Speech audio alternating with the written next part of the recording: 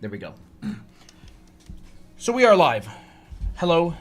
We're going to be talking a little bit about fisheye perspective today. I'm going to do a full breakdown and create a grid that this artist Omao used to make this piece. I'm going to kind of reverse engineer this and explain how that works. But there's a couple things to get out of the way first, because there's a lot of preliminary work that we have to do in order to get to the grid that was drawn in this. Because what this piece right here is, it looks like it's a tilted horizon 45-degree fisheye grid. The center of the camera looks like it's right here because I see some straights. And so we've got a vanishing point up here. We've got a vanishing point down here. The center of our camera lens is right here. And it's going to be really fun to break this down. But we have some stuff to talk about first. Yes. Now, I have been hard at work trying to figure out how to explain fisheye perspective in simple terms. I've got my props here. I've got Rubik's Cube number 1. I've got Rubik's Cube number 2, which we actually just picked up today. It's kind of cool. It's even got like these little magnets in it that like keep it together. It's kind of neat. But and then we've got a fisheye lens. This is like a 235-degree lens that we can look at stuff through, and I'm going to try and use all of these things in order to explain fisheye perspective. It's going to be a lot of fun. Should we let the Discord know that we're live? If you want to. We can do that. Content updates.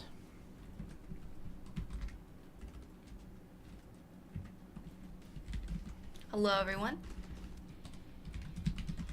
So this video we might use this VOD as part of a YouTube video.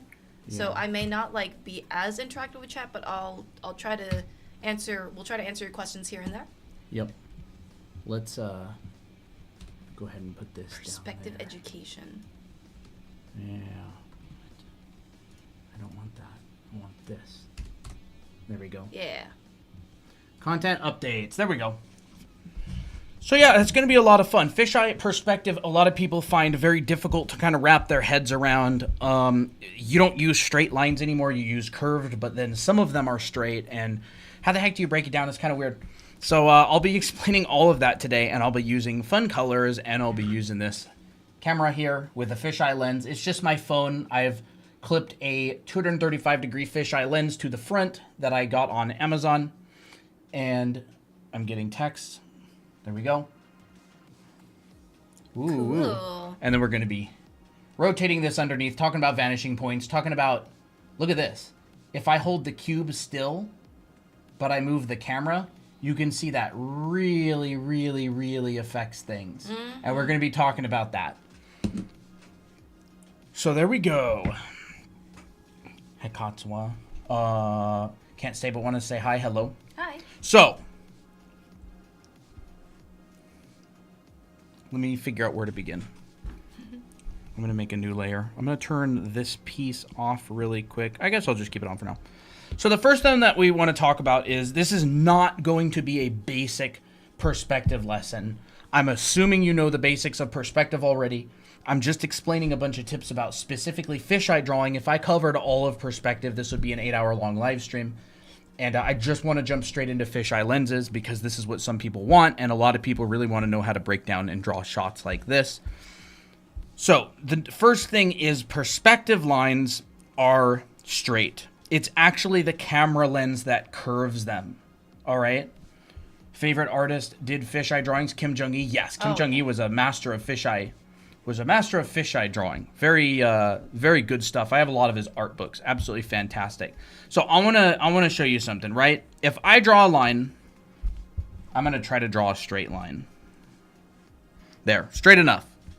If I draw a line and I look at it through this camera lens, that line is straight. So I'll do this. Should we make it a thicker line?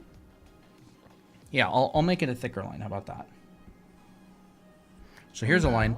You know what? I'm just going to do this. I'm going to make sure it's absolutely straight by doing this, right? Yeah. Straight line. But if I move the camera up, curved line. If I move the camera down, curved line. So the thing about fisheye perspective drawing is that the thing that causes the curvature is the camera lens, right? It's this thing on the front. It's this fisheye lens. There we go. This is a straight line. If I put it in the fisheye lens, it curves it. And that's actually really important. So you'll notice something, right? If I go put my pen in the center of this fisheye lens, you'll notice that this line is straight if it goes through the center. If I rotate it 90 degrees and I put it in the center, it's a straight line. If I rotate it any orientation, as long as I keep that line in the center of my lens, which I'm not doing a very good job at because it's kind of trippy. Hard. There we go. As long as I keep my line in the center of that lens, it's going to be straight. But as soon as I start drifting, it's going to start to warp. And now you'll see if I do this, it kind of warps around this way. And if I do this, it warps the opposite way. And no matter how I turn this, and even if I tilt this, as long as it's in the center of my lens, it's a straight line. But as soon as I start going this way or that way, it starts warping, all right? So the first thing I want you to know about fisheye perspective is it's the lens itself. It's this bubble lens that creates the curvature. Aside from that, all the perspective is the same. So if I draw a vanishing point, let's just say, here's my vanishing point, and I draw some lines out of it. Right? Let's just draw some lines out of my vanishing point. And let's just go like this. Lines are so straight. All right, we'll draw a bunch of lines out of it, and they're all pretty much straight. They're all going in one direction. There we go. All right, we got a vanishing point. Now what happens when I put this in the fisheye lens? Well, come on. It's kind of hard to see. It's kind of small, isn't it? It is. Let's do this. What happens when I put this in the center of the fisheye lens? All of those lines are straight. But as soon as I start going like this, you can see that those lines around the edges are starting to get warped. They're starting to curve like this. So they curve a lot if I do that. There's the reflection of the light. They curve a lot if I do this. They curve a lot if I do that. But if it's in the middle, then they stay straight. Why do they stay straight? It's because these lines are intersecting the center of the lens. By the way, we are actually live on YouTube right now. So yes, we are. These are all going to be already uploaded on our YouTube channel. Can you guys start uploading lives on YouTube? I sometimes don't get the time you watch live. Yes, all of our live streams have been on YouTube for like the last, I don't even know, 8 months or something. Every single live we do is on YouTube automatically. We've been doing that for like months and months and months. We have like 150 videos on our channel. Most of them are live streams. So we're live on YouTube as well. Okay, so The evap cooler. sure. If I put this vanishing point in the middle of my camera lens, in the middle of the circle, the lines are straight. If I start moving it to one side or the other, the lines start getting warped and curved, all right?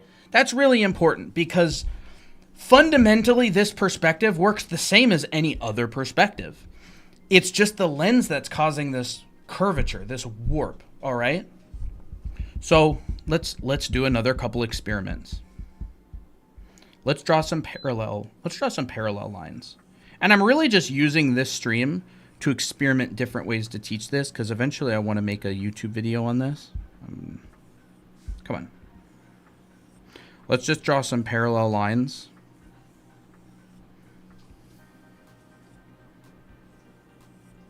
And let's see what happens when I put these parallel lines into the fisheye lens, all right? So there's some parallel lines. Let's see what happens when I put these under a fisheye lens. Look at that. They warp around the center. If I turn the camera, they still warp around the center. If I turn the canvas, look at that. There's those lines.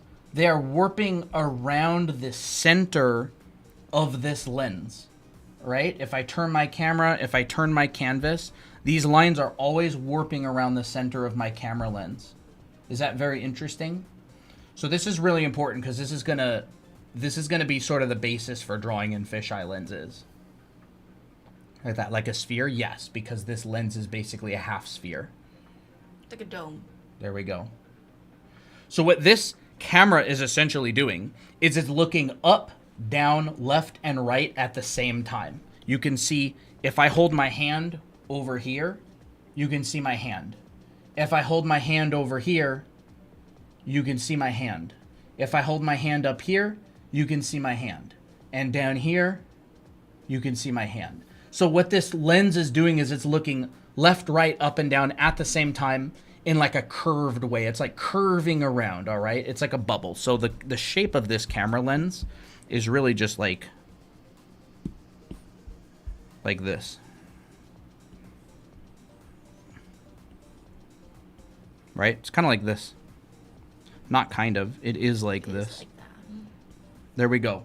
That's the shape of this lens. And so we're seeing this way, we're seeing that way, we're seeing straight, we're seeing that way, and we're seeing that way, all at the same time. And Think about it. If you continue drawing like wireframes around it, it looks like a perspective grid. Yeah. I mean, you could do this. Yeah, that's what it looks like. Yeah, this is basically what's happening. Just on a flat piece of paper. Yep. There you go. Something like that, right? Awesome. So,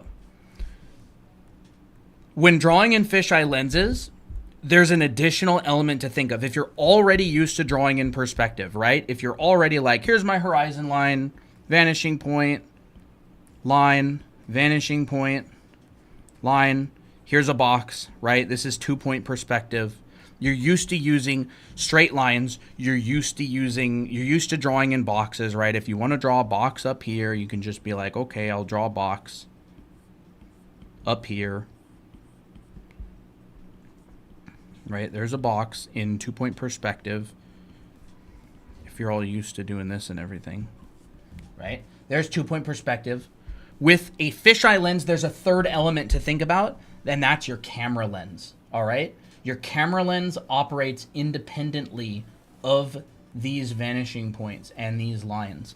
And so there's a really important thing, which is any line that goes through the center of your camera lens is going to be straight. And I'm going to erase all this. How do I erase faster? Might need a bigger brush. Yeah. I would say, yeah, probably that way would be good. I don't know a bigger brush, and I'm just going to use that. Okay. So any line that goes through the center of your camera lens is going to be straight. So let's just draw a quick, like, circle. That means that any line that radiates from the center or any line that crosses through it is going to be a straight line. And like I said, we can test that, right? We can draw a straight line, and we can look at it in a fisheye lens like this. Let's move this up. We put it in the center of our camera lens, it's a straight line. We start moving it, it starts warping up and down, all right? We rotate, we put it in the center, come on, right there, straight line, right? It's really important. And so what this ends up being is, let's drop down a vanishing point. Let's just make this vanishing point red, okay? There it goes. People are asking where you get those lenses. Just Amazon. It's like $13. So, I dropped down a random vanishing point, all right? Just, it doesn't matter where you put it, right? Like, what I'm talking about is my vanishing point's like right there, all right? So the vanishing point for this orange side right here, I've just like dropped down a random vanishing point. So we know that, I'll even put it up here. Okay. We know that any line that goes through the middle of the lens is going to be a straight line. So no matter where I put this dot on my fisheye lens, there's going to be a line that intersects it and the center of the lens, all right? So I'm just going to drag out a straight line, and I'm going to drag it through the center of our lens, just like that, all right? Now, this is a vanishing point, and we know that this line, so normally your vanishing point, you'd have straight lines coming out like this, right? Normally a vanishing point would look like that. and then you'd have 1, 2, 3 point perspective, whatever. But under fisheye lens, these lines are going to be warped. And now the way to find out the warp is by understanding where on the camera lens are you and where in relation to this center line you are, right? If I put this right here, it would be like that. If I put this right here, it would be like that, right? If I put this in the center, it would be in the center. So no matter what line, it would be from the center, all right? So I've just placed this vanishing point at random. It does not matter where it is. Now, this center line, everything is going to warp around it, kind of like a magnetic field, all right? So what you're going to get is you're going to get a bending like this, all right? A warp. You're going to get a warp. And so all of these lines are going to warp. Again, ordinarily, your lines are going to come out straight. But this is being now affected by the lens, by the shape of that lens. So it's going to be warped. And your lines are going to start to go like this. All right? So on this side, they're going to curve around like this. And then on this side, they're going to sort of curve and bend backwards, all right? So it's like they're almost like magnetically attracted to this center line right here, all right? So that's what the lines are going to do. Would you say that the straight line is kind of like the necessary threshold, like it's like an in-between? Like between the curved lines, you gotta always have a straight line in the middle? I don't know how to really describe it. Yeah, I mean, that would be the center of your camera lens. And I can literally show you by basically going, I'm going to draw a vanishing point, and I'm going to draw some lines out from it, like this, and they're going to be straight. Are we going to learn how to add this onto characters? Not today. Not today. This is way more than most people can handle, just drawing straight lines and curved lines. So we'll have to talk about drawing characters in fisheye lenses another day, because that requires this to be muscle memory to the point where you can do it like instinctively. All right, let's check it out. Center of the lens. Oh, my lines are straight. Oh, look at that. There's that warping. There's that warping. So if I'm going to recreate this right here, I'm going to do this. I'm going to tilt it, and I'm going to do that. There's that exact shape. There's that exact thing that I just drew a little bit ago. I kind of have to, maybe that would work better. There we go. Now you can see it, all right? So it warps around the center point, right? And no matter where I put this, it's always going to warp around the central point of this fisheye lens. Like that. Ooh. So there we go. All right? And so that's really what it looks like. Now, when you're drawing a box, when you're drawing a box like this, all right? A box, you can use 2-point perspective, you can use 3-point perspective, it doesn't matter. If you look at a cube from the top, this angle right here, what is that angle? It's a 90-degree angle, all right?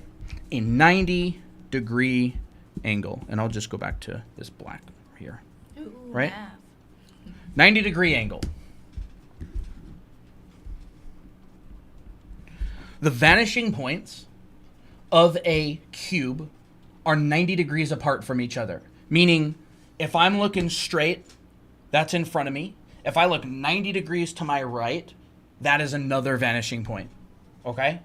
So, straight in front of me, down this way, is a vanishing point. Straight over that way is a vanishing point. All right? And then this way is another vanishing point. That way is another vanishing point. And so what it technically looks like is this. You've got your head.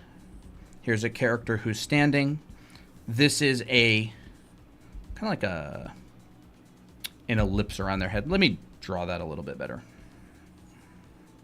All right, we got a person standing in the middle, just like that.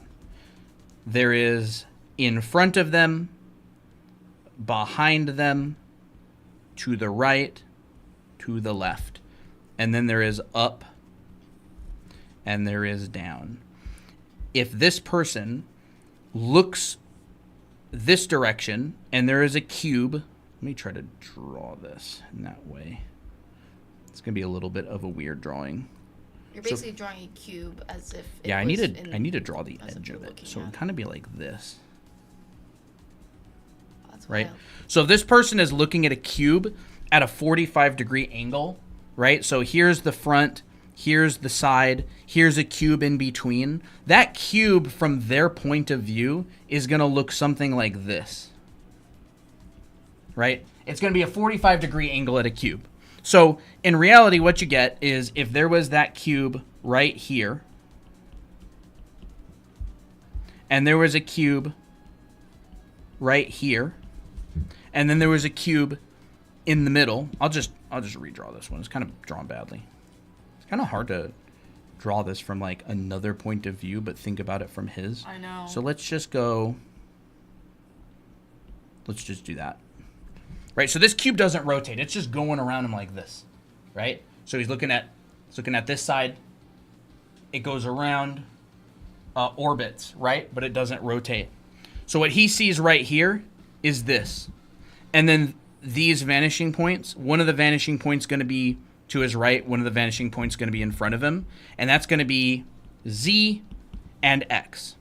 So it's going to be in front of you, which is Z, and it's going to be X, which is to your right. All right?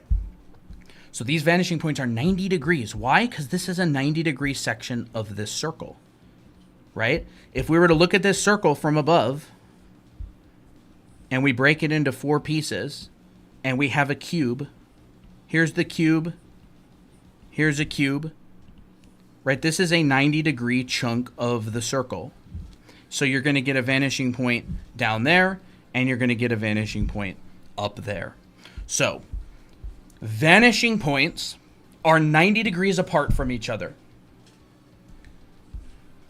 A fisheye lens like this is 180-degree field of vision. You're looking up, down, left, and right at the same time. That's 180 degrees. So what does that mean for our vanishing points?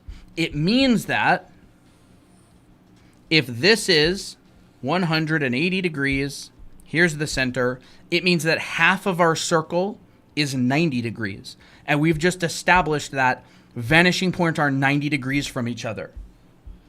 So what we're getting is if we were to chart 2-point perspective onto this. We're talking about fisheye perspective today, Dana. Yep. This is where we would actually get a 2-point perspective box. Now, of course, we'd have a curved lines up here, so this would look really warped. But basically, this is 2-point perspective. It is between Z and X. All right, that is 2-point perspective. And then we get another 2-point perspective on this side. You know, seeing you draw like this with the circle and the crosshairs, it kind of looks like you're looking through a scope. Kind of. Kind of. I mean, this scope. Yeah, that scope, but just curved. Right? And again, this is a simplification. Really, these, if I were drawing in fisheye, these would be curving like this, and these would be curving like this. But I'm not going to do that. And then we have, obviously, we've got the top, which is a Y, and then we've got bottom Y. So there would be a 2-point perspective up here as well, like this.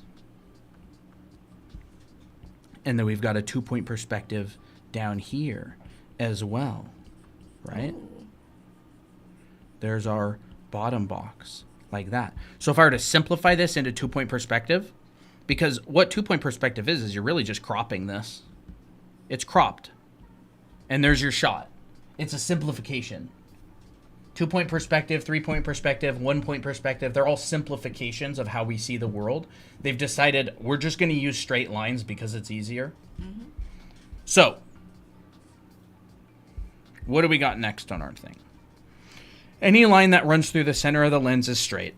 All other lines curve around the center. It's kind of like a gravitational pull, like a magnetic pull, all right? And then vanishing points are 90 degrees apart. The lens is 180 degrees, so your vanishing points will be half the lens, which means if this is my lens, and I know that this is 180 degrees, then all I have to do is go like this. Let me shrink that a bit so you can see it. Like that. All right? 90 degrees, shift it over. And then I get my other vanishing point here. And so let's use that principle of the curvature again. Here's another vanishing point. Here's the line that goes through the center of my lens. And now everything is kind of going to be magnetically warped around that central point. I love that color. Someone asked, do you have videos posted on Fisheye Perspective too? This is actually one of the videos.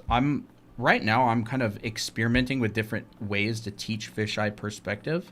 We do have a couple of them in past live streams on our YouTube channel. So there we go.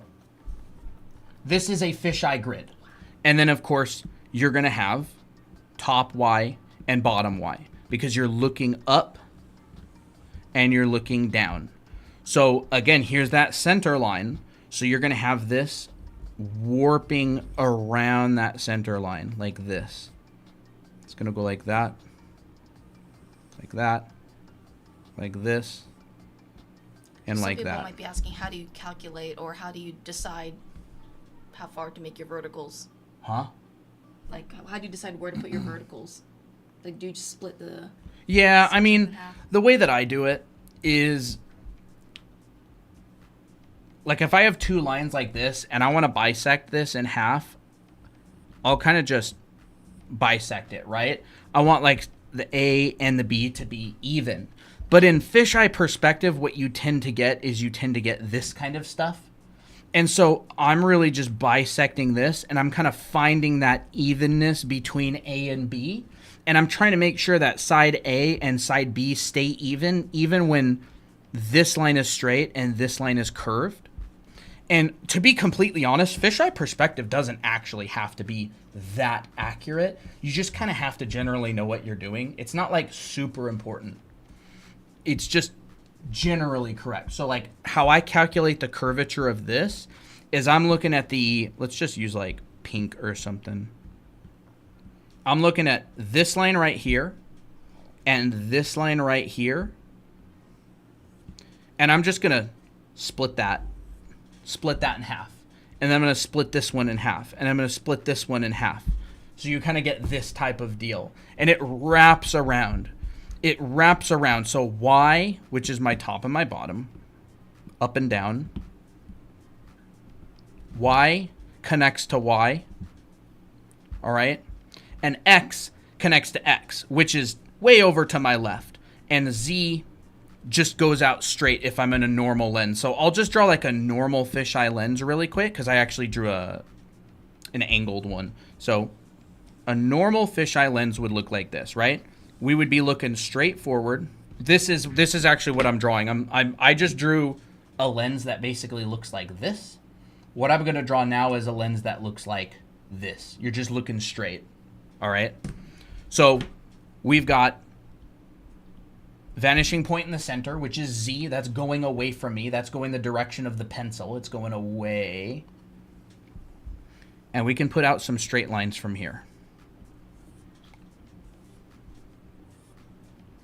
Okay, I was wondering initially like why the Z was shifted. I'm like, oh wait, it's because you moved it. And now we gotta like move it 90 degrees back. And one of the confusing things about fisheye perspective is your lens is independent of the cube. Like I can rotate the cube and I can also move the lens, and they both cause changes. And so that's one of the, like I can say, turn this to a 3/4 angle, and then I can move the lens like this, or I could just simply rotate this. And so you kind of have to understand how both of those work. So the thing that I was just explaining was this. I just explained how the warping works, right? The warping happens around your center point. So no matter where the heck on this you decide to put a vanishing point, I could literally put a vanishing point like right here. Does not matter. All I have to do, drag a straight line through the center of that circle. Let me use like a more vibrant pink. Here we go. Right? Hot pink. Vanishing point anywhere in the circle I want. It does not matter where I put it. Anywhere in the circle. I'll just chuck it right there. Line goes through the center of the circle, and then all my other lines are warping around that center point. like this. So I just added another vanishing point. Kind of like this. Did you put on another layer? No. Right? That's how you add a vanishing point in a fisheye lens. And all I'm doing is I'm literally just doing this, right? I'm just going pink. I'm just doing this.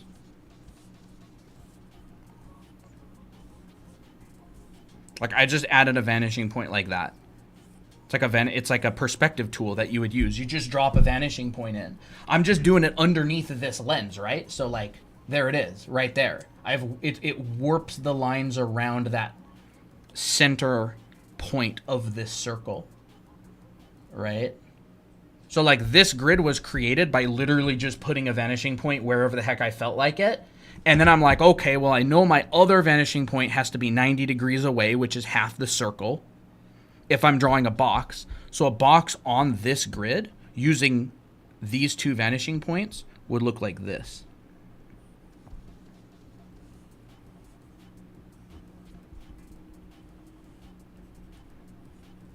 Hi, Dahlia. Good to see you back. This would be a box on this grid. Ignoring the pink ones, I'm going for the blue and the red. And it's just a rotated box. So what I've done is I've just, in my fisheye lens, I've just gone and rotated the box about that much. A little bit less than half. And so what I'm going to do is I'm just going to make a grid that's straight on now. So let's go down here. And this isn't like some super official stream. I'm kind of just experimenting with different ways to teach. So we've got Z. We've got a vanishing point, which is right X. And we've got a vanishing point, which is left X. All right. And now what's going to happen? So again, this is my left. This is straight to my left. This dot represents straight to my left as far as I can throw a baseball until it disappears. And this dot represents straight to my right. I can't write.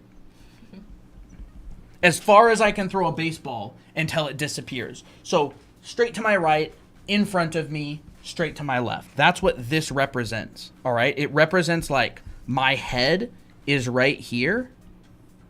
And this goes like this. This lens literally looks like this. There is to my left. There is to my right.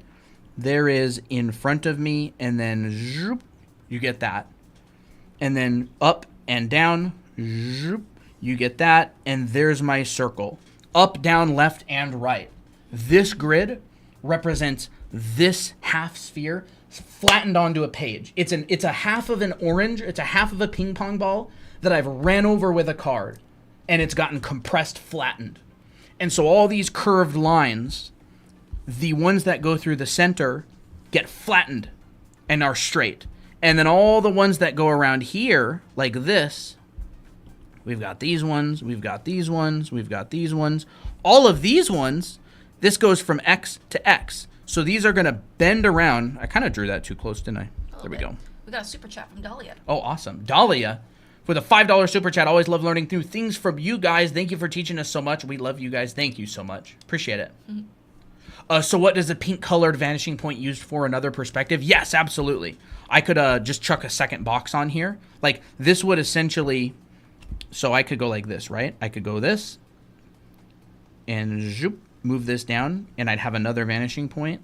And then this would be warped around the middle and I could just rotate my box. So all I'm really doing with this pink vanishing point is like, so there's this one. And then I would basically be adding another box that's kind of like that. But yes, absolutely. It'd just be another converging point. So, you know, that box would kind of look like... How would I draw that without it being super, super hard to see?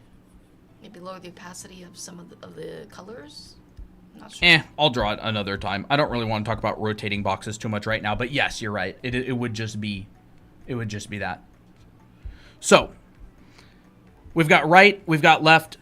I did it in the wrong order. We've got up, which is Y, and we've got down, which is our other Y. And now Z is in the middle, right? Again, There's Z. It's not warped because it's in the center of our camera lens, right? If I moved it up, it would be warped. If it's in the center, it's not warped. So that's why Z has straight lines. Now, Y will curve around and come back to Y. Around the center point. Let me actually use colored lines for this. Okay, so let's make Y green. And here is Y. Colored line, green going from top Y zoop, to bottom Y. Y is Y curved. This is Y. Is Y curve? Yeah. This is Y. All right? We've got all these lines going parallel. This is Y in real life. Going up, up, up, and away above you. When we look at it through our fisheye lens, it warps. It curves around the center. See that? These are curved, curved, curved. The Y lines are actually straight. They're just being distorted by my lens. So straight up. So like if I get this lens so close to the iPad that it's like a millimeter away, up here is like almost straight up. And down here is almost straight down. So you can see that it's warping that around. But you'll notice this one in the center, as long as I keep it in the center, is still straight. And so X is still going to do the same thing. See? This would be X. And now it's warping around that central point. Wow. Like that. And so Y, let's add in our Y's. Cheery asks, when would you use a fisheye in drawing? All the time. Most of the time you wouldn't draw this circle, you just draw a chunk of it. So later I'm actually going to break down this image by Omao, and I'm going to tell you exactly where the vanishing points are and how this works.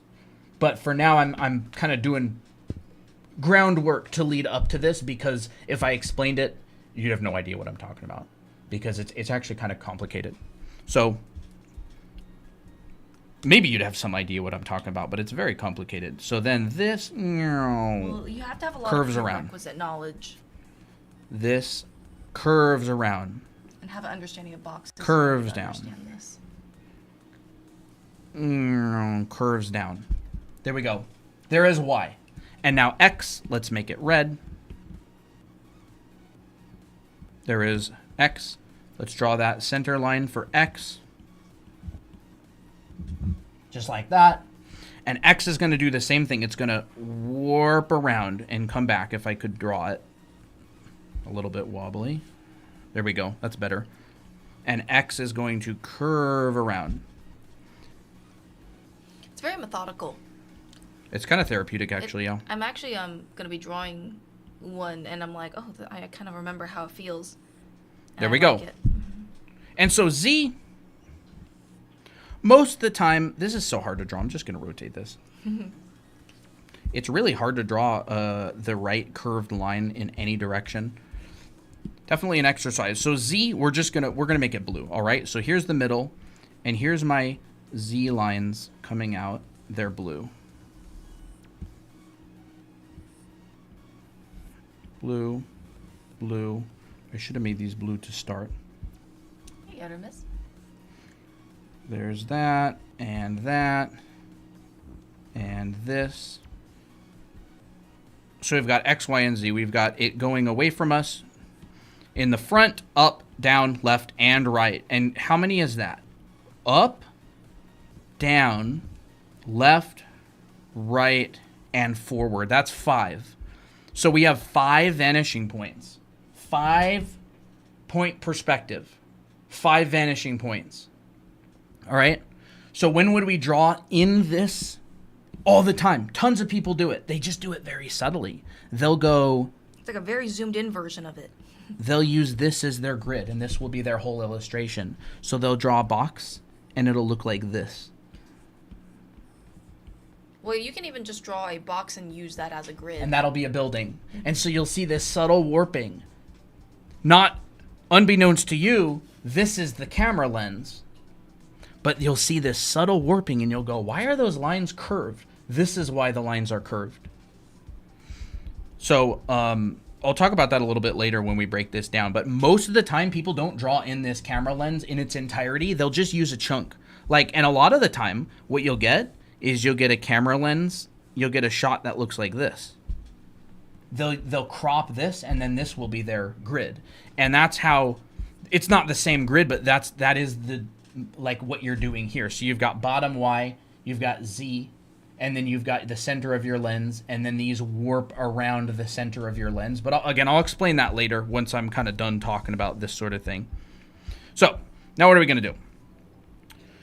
Vantage points are 90 degrees apart. Lens foreshortening happens super fast. Okay, I'll talk about that next. So what would a box look like in this camera lens, right? Well, it would look like this. You'd have a, maybe I should make a new layer. How about that? Yes, this is the basics of fisheye perspective. Looking straight at a box. That would be the front of your box. Again, here's my fisheye camera lens. Looking at the front of that box. There it is. There it is. There it is. Now, if I were to make this box really stinking big, you'd see warping around the edges. So if I were to move this box a lot closer, it would look like this. Right? And there's my, like, Rubik's Cube. Right? It'd look like that. I'm not really using a big enough brush.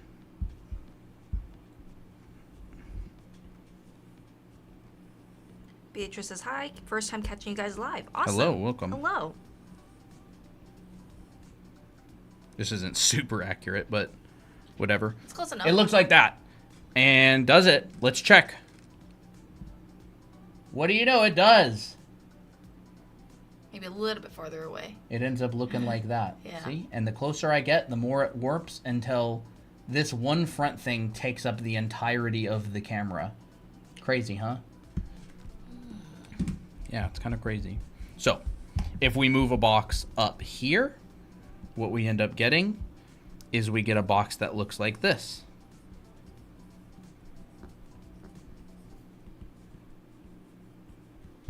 Like that. And if we move a box up and over here, we get a box that ends up looking like this.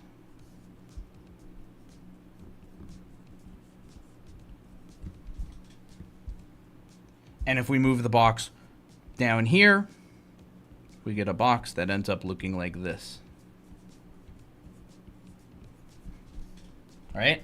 And I'll do that right now with this, all right? So we've got our fisheye lens, and we've got this. So there's our box up there. There's our box down there. There's our box up there, over there, and it's really just warping around. I see the bottom of it.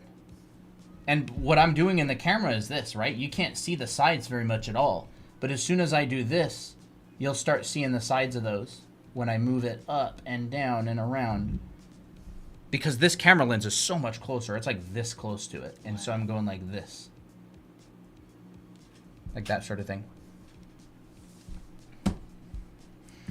Is there a way to learn how to draw in a fisheye lens more accurately? Practice. Yeah. I mean, yeah, like you can draw in a fisheye lens plenty accurately. You just have to practice a lot. Okay. So, next thing, let's talk about camera lenses that are independent. Camera lenses are independent of the perspective, all right? What I mean by that is I can rotate this box any orientation I want, and the lens is going to be the thing that's warping it, all right? So I can rotate this box any angle that I want, and if I hold that lens still, these vanishing points of the sides of this box are going all over the place, but the lens is staying the same. All right? And I'm going to talk about that a little bit. So let's draw and that's like what this up here was, all right? So let's draw a representation of our fisheye lens. Let's go ahead and draw a circle. That's better. Better circle. We know that the central point, every line that moves through this central point is going to be straight. according to our fisheye lens. And I can place a vanishing point anywhere I want, and it does not matter. I could place a blue vanishing point right here. And I know that if I go through this central point right here, that's going to be straight. And then all of these lines are going to warp around that central straight line like this.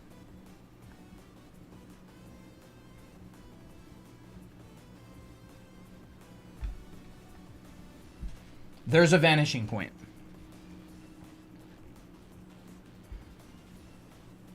The lens is curving them. So let's go back to our pink or our red vanishing point, and let's take it underneath this fisheye lens. Center. That's what we just did. There it is. That's exactly what I just drew.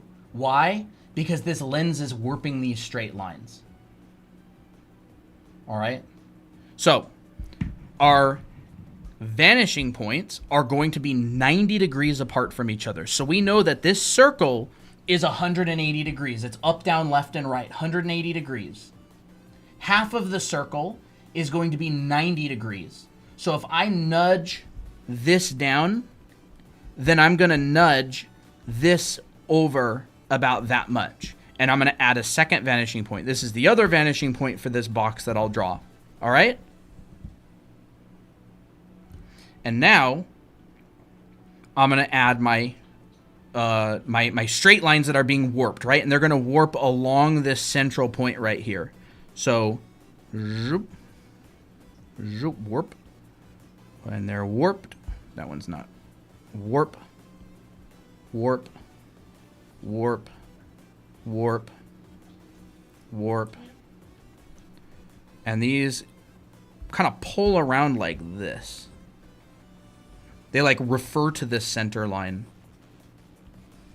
How do you know how far to make it the first time? Far to make it? Make what exactly? Make what exactly? I added this blue vanishing point at complete random. You can place it anywhere. I could place it here. I could place it there. I could place it there. It doesn't matter. And then the second one, I'm placing 90 degrees away from it. So if half of my circle is 90 degrees, I'm just going like this. I'm like moving it down like that. That's the center of my lens. And so I know that half of my circle is 90 degrees, and so I'm just going to push it down there like that. And now this is another important thing. So your Y, so this is like Z and X. This would be like a super tilted horizon line. Your Y is going to be, I believe it's in the middle. So you're going to find the perpendicular line between this, the halfway point, like right here, all right? And now remember, you've got this. This is going to be a straight line right here, and then you're going to get warping that happens that pulls you through this. So this is going to be up and down. So I'm untilting this fisheye lens. He said the second one. Oh, like you said you shifted the 90 degrees vanishing point. Yeah, I just took these two and moved them at the same way. I just kept them the same distance from each other. So like this is the original distance from this point to the end of this circle. He just went like that. Yeah. Because he shifted that vanishing point over a little bit. Yeah. Anyways. And so we're going to take these and we're going to bring them around like this and like that. And there we go. So a box on this grid would basically look like this. All right, I'm just going to keep this kind of straight. I meant the black dot. What, the black dot? Yeah, the one in the very center. What about it? He just was wondering, how did you do that? How far? I just moved it about that much. I just took this little distance right here. I think he was just asking, like, how did you decide on that black dot? Oh, that's the center of my circle. Yes. So I just put a dot in the very center of my circle. That represents the center of my camera lens. So I know that every line going through this is going to be straight. And I know that every line, every vanishing point, every line that's going around this is going to be curved. So it's going to kind of be like this. It says, and the middle is 90 degrees? The middle would be 90 degrees from the edge. Because it represents this. This is what this fisheye lens it represents. It represents forward and right and up and down, and you've basically got this half bubble like this. Person Like is that. like the black dot, I would say. Huh? Would the person be like the black dot? Them looking Yeah, them forward looking would be the forward, black yes, dot. Yes. Because that's the center of the lens. But anyways. Okay, so a box on this would basically look like this. There's the center of my lens. Y. This comes out. This goes back. This goes over. Like that. And the crazy thing is, does this look a little bit familiar? If I go up to this, it's starting to get there, right? It's starting to feel like that. Look, you've got your straight line right here. You've got a vanishing point up here that all these are going to, kind of like this, right? Vanishing point up here. Let me draw that in something that's easy to see. And I've got these lines. Nah, I'll use blue because that's kind of my, right? So there's this, and then all of these are starting to come out of this. So anytime I want to find the center of my camera lens, I'm going to start looking for straight lines, because straight lines intersect the middle of my camera lens. And I'm going to start finding this warping. And I know that any warping that happens is going to happen around the middle of my camera lens. So I've got a vanishing point right here. And that's going to be probably Z. All right. So this actually, I don't know what color to make this. Maybe like pink. Sure. This is the center of my camera lens. This straight line right here goes through the center of it. And this straight line here goes through the center of it. So this is the center of the circle. So if I were to draw a circle around this, this would be the center point of it. So it would be the, where is that? It would be this black dot, right? Now I drew it in a different camera, but I'm looking for the same thing. All right, so if I were to actually take this and rotate it, and I'd probably want to flip it horizontal. Oh. Yeah, it'd kind of be something like that.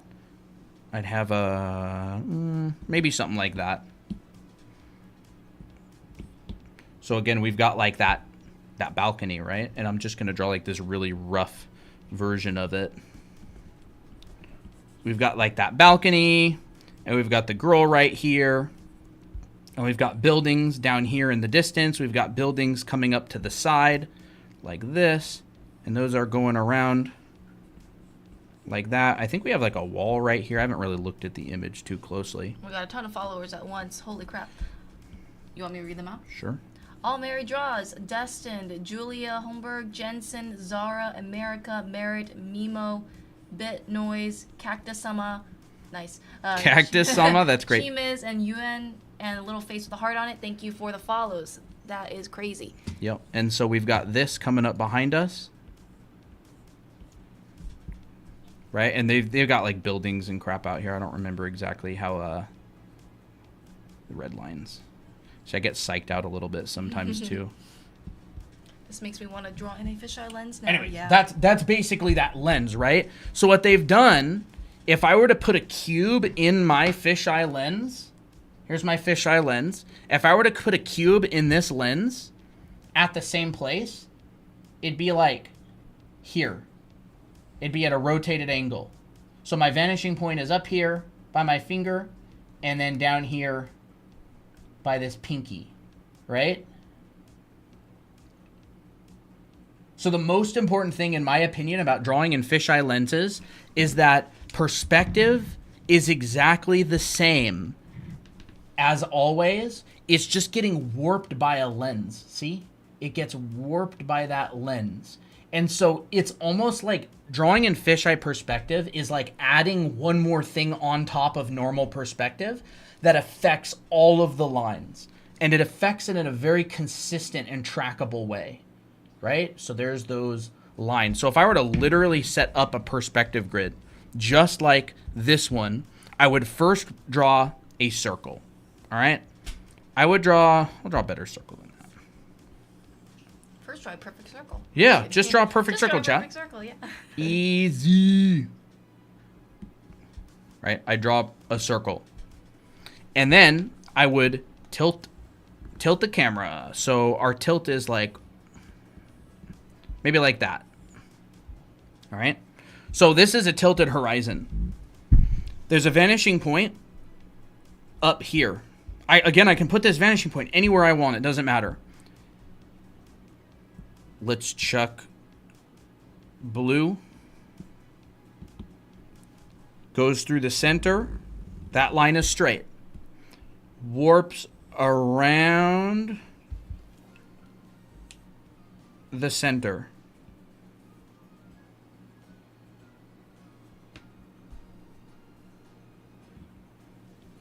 Just like that. And then these lines kind of come out and warp around that center line as well. All right, so there's my first vanishing point. This vanishing point is this vanishing point.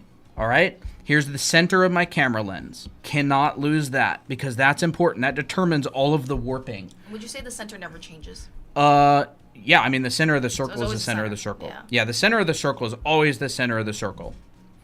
And this determines my warping. Again, if I want another vanishing point, it would warp around that center line. No matter where I put my vanishing point, it's always going to warp around the center line of that circle. All right? I could put one down here. Does not matter. It would warp around this. All right? And this would always, and these vanishing points always have lines that intersect each other. Why? Because, let me undo those. Because if I have two straight vanishing points down here, if I have a vanishing point and it has a bunch of straight lines coming out of it, and I have another vanishing point, could be anywhere, I could put it up there, and it's got a bunch of straight lines coming out of it, there's always going to be a line that hits this, that hits that dot, right? There's another vanishing point. It's almost like a, yeah.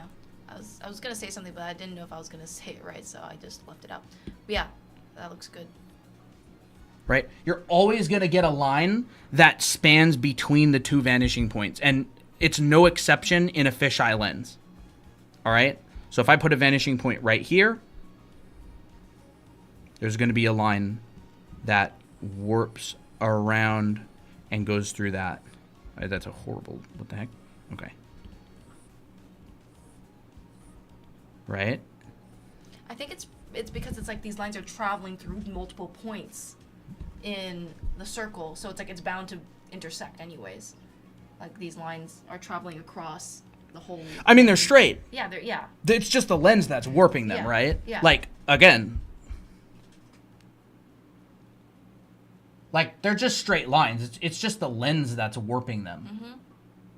Like that sort of thing. So if I add a vanishing point here, those lines are straight. It's just that lens. But yeah, absolutely. So, second vanishing point. Again, vanishing points are 90 degrees apart from each other. If you're drawing a box, right? If I'm drawing a box... Actually, let's do this. If I'm drawing a box, these edges are 90 degrees, right? There's a 90 degree angle right there. Right? It goes back to what I was talking about earlier in stream, right? Like it's a quarter chunk of a circle, so it's 90 degrees. And so we're putting these 90 degrees apart from each other. So we've got a vanishing point right here, right there. And we've got a vanishing point below her feet. Those are 90 degrees apart from each other. All right? There's the center of my lens. Here's the center of my lens. So I know that this distance right here to this distance right here is 90 degrees. So I'm just going to take these 2 points and I'm going to move them down. And I'm going to put that one right there. 90 degrees apart. And then that's going to be... I like how you clarified it's 90 degrees apart if it's a box. Yes. Initially, I was confused. Like, wait, why is it 90 degrees? Yeah. So yeah, that's good. It's because I'm using this to draw boxes, right? These buildings are boxes, so I want to make sure that that they're 90 degrees. Anyways, so now what we do is we're gonna go like this. We're going to warp this around. Zoop. Zoop. This warps around that center point. Here, this straight line is where they connect. Like I said, the vanishing points are always going to have a line that connects them, whether it's curved or straight.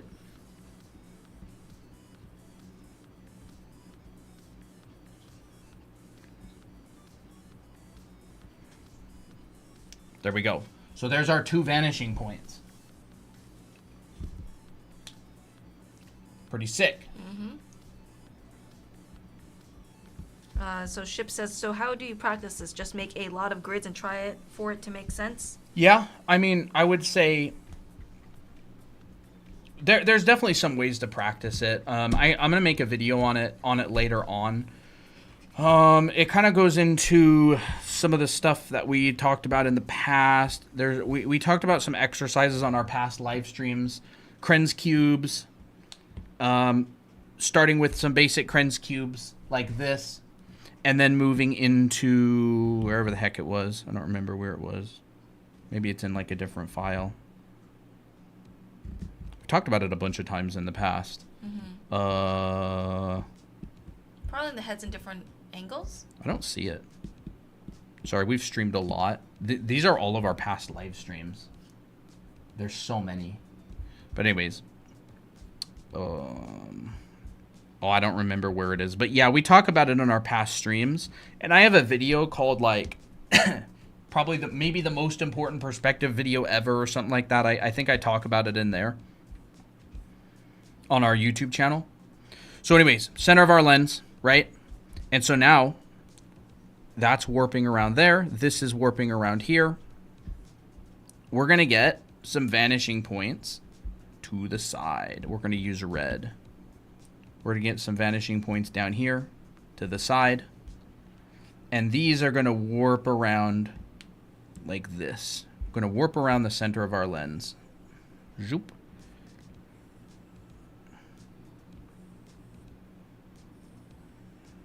Zoop. Warping around the center line. Warping around that center line.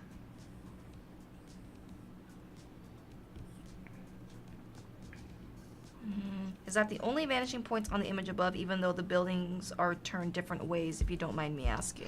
There's no buildings turned different ways. These are all in the same orientation. They're all on a 90-degree grid. I think maybe because they see, oh, well, this is the front side and we see the sides. Like, maybe yeah, I mean, if I were to assume that it's rotated. Yeah, if I were to look at this city from above, there's that big building. There's this building. There's another building on the other side. There's like rotated, a building back here. So these are all on the same axis. These are all on the same 90-degree grid. This isn't actually that complicated of a shot. They're not doing a bunch of rotations and stuff. Like, you don't have a building that's like this. They're all on a 90-degree grid. So these would all share the same vanishing points. But if it did have a different vanishing point, you would get one like on the horizon line, probably like, you know, if there's like a rotated box or something, you could get a vanishing point here and a vanishing point here. And it would go through, you know, the center of your lens like this. And these would warp around. And then those purple ones would be the new building orientation if I were to like rotate it a little bit. But like you can see that it gets really, really, really messy if and hard to see. So I'd probably do it on like a new layer. But all these buildings, like you can track it back to this vanishing point. Everything's going to the same vanishing point. I don't see any I don't see any of that. Hey Gene. Hey Gene. How's it going? Does the drawing have a slight curve? Yeah.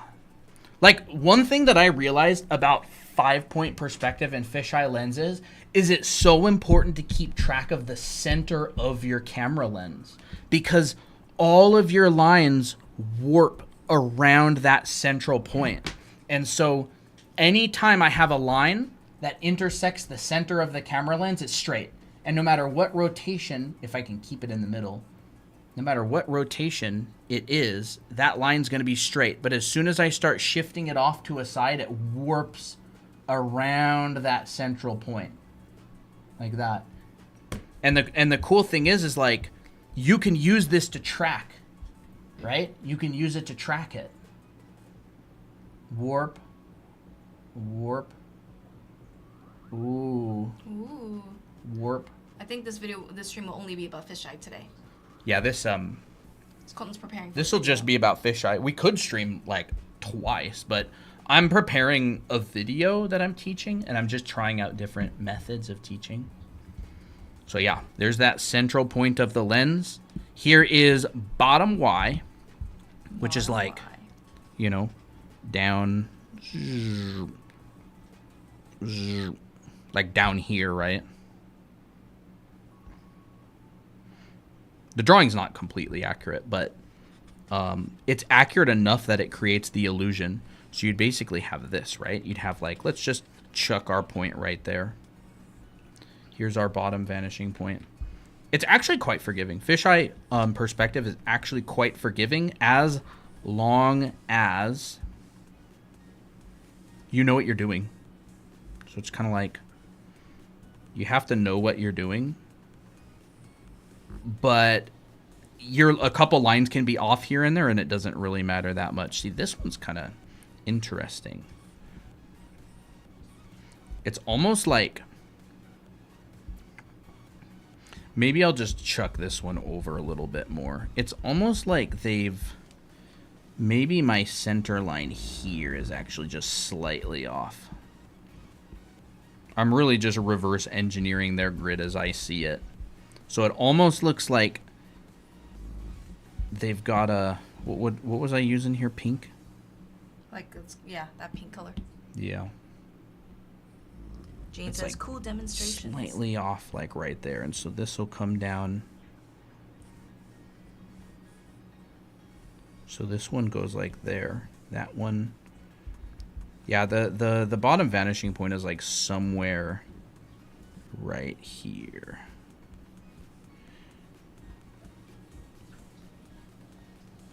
I feel like these don't really line up exactly. Their perspective, or mine, may be slightly off. It's probably mine. But at the end of the day, the vanishing point, you pick it, and all the lines warp around.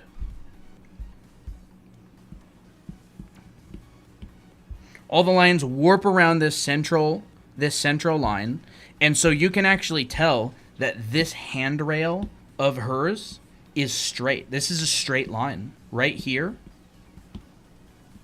Straight line. Tells me that intersects the middle of the camera lens. So, boom, straight line. That's my middle of my camera lens. Tilted horizon. Her horizon line, I think it's a guy. I meant her. Yeah. is up here. It's a curved horizon line. So what you're getting is your horizon line is like this. Trying to register how everything warps with the center point because I'm still practicing perspective. Right. There's that horizon line curved.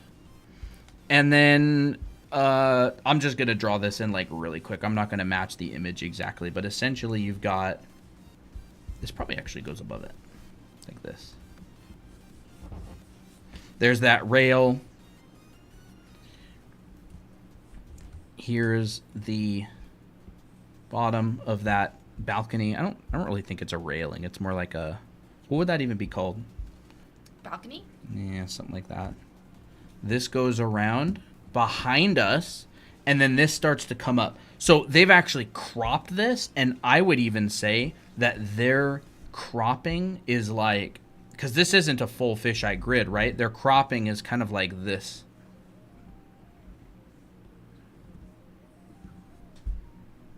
Right, so they've cropped this fisheye grid. Rarely will you see people draw in a straight up fisheye grid.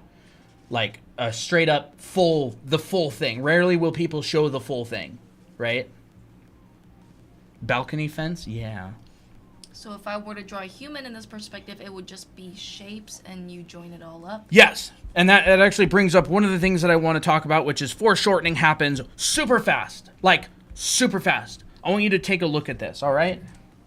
I got my fisheye lens on my phone and a Rubik's Cube. I'm going to hold this Rubik's Cube about this far from the lens. Right? Fills up pretty much the whole lens. If I move this back just a couple of inches, you'll see it goes from being this big. Look at my, like, I'm trying to get those both in camera. It goes from being this big. I move it back an inch. It like halves inside. Wow. In size. It looks like it's further away, but it really isn't. I move it back another inch. It's like tiny now. So I'm literally moving this a matter of inches. A matter of, you know, whatever, centimeters. Like you can see my hand. I'm literally just doing this. I'm barely moving it at all. And it's making this massive change. So in fisheye lenses, foreshortening happens. Like look at this. This cube up here is really only about this far away. And look at the difference in size. Look at that one like right there at the tip of my finger. Is that wild? It's literally the size of one of the squares of this one, even smaller.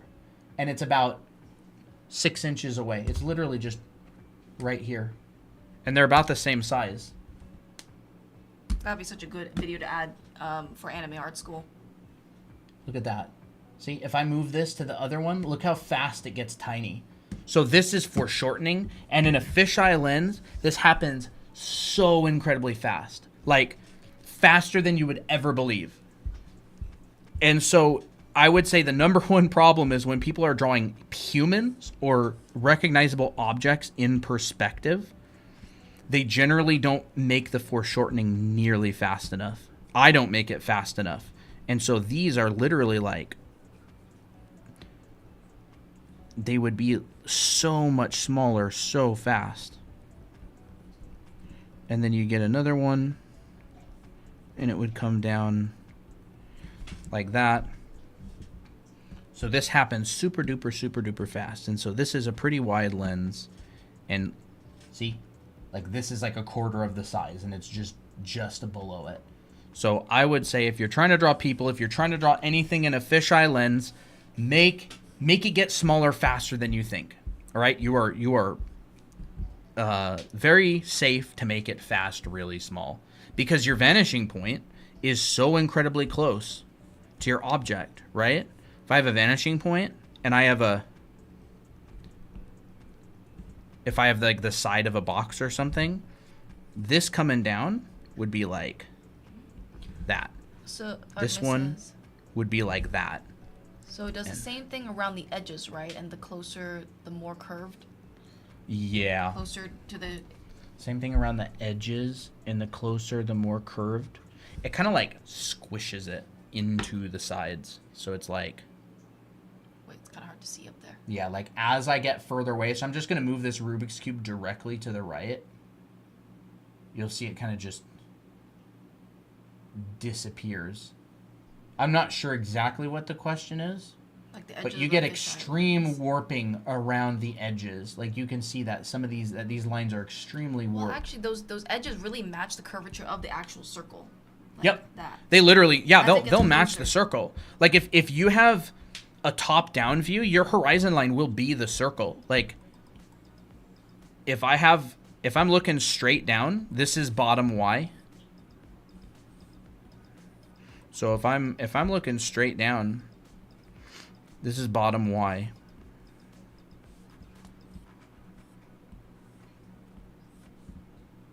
Right? And if I have a road, it'll be like this. There's my road. And if I have people walking, you know, they're going to be like this.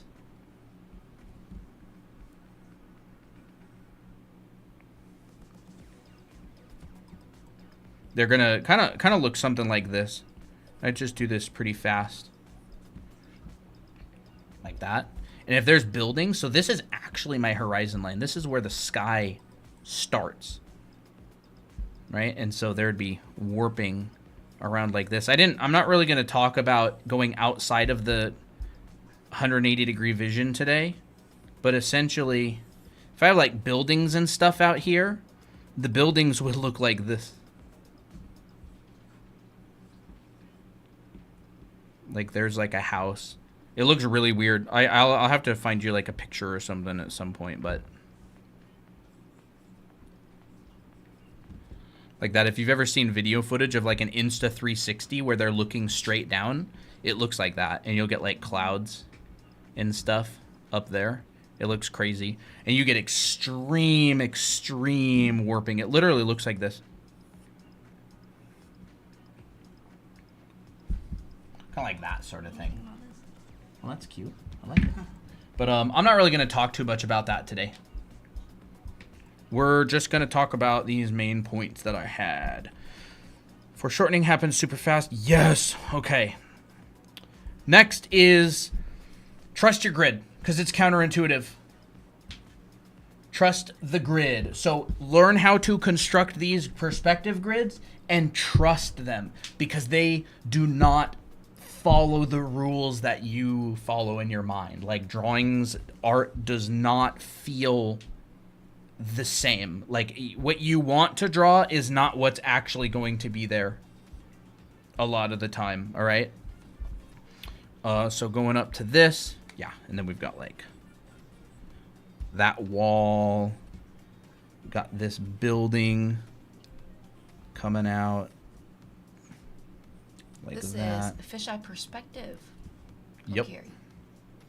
We've got this is below the horizon line, so this is going to be coming out like that, and there's a building that's coming up like that, and there's these other side and the windows. MJ Spicy Art asks, can I join the Anime Academy at any time, or is it a cutoff time? You can join it at any time. If you're talking about Anime Art School, yes, you can join anytime. Yeah, if you are talking about our Anime Art School, yeah, it's open anytime. Mm-hmm. Same thing with our Discord server. Yep. It's open anytime. Right, so there's those windows like this. And then there's a bunch of buildings and crap in the background. I'll just like indicate those. Just saying that if you're interested in Anime Art School, it's a paid program, so it's not the emailing list. Just letting you know, because some people have confused it with that. Or it's like a hard box. to see up there. Oh. There we go. There's like a box right here that goes, I don't know, down there. What is there? There's like a window on the back, like right here. And you've got this warping up. Kind of on that side of that.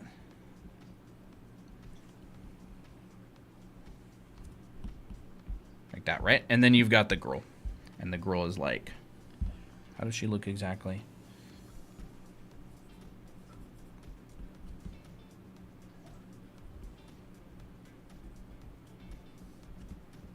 This is when I wish the phone or the vertical was wider. Yeah. That's a nice drawing. There's that. Her arm comes down. And then the legs are going down. Where's the foot? It's kind of like that. That's the grid. I made her a little big, but that's the grid for real. That's how it's set up. It's 5-point perspective. It's like a 45 degree grid, and it's a tilted horizon. And they actually managed to keep the center of the lens in the frame. Sometimes what ends up happening is people crop it. So you'll have a fisheye grid, and it gets really confusing. I'm trying to find a place to draw. I'll do it here. I'll just erase this out. What you'll see is people will draw Thank you, MJ. their grid, and it'll be like this, and they'll have their bottom Y, and here's my Z.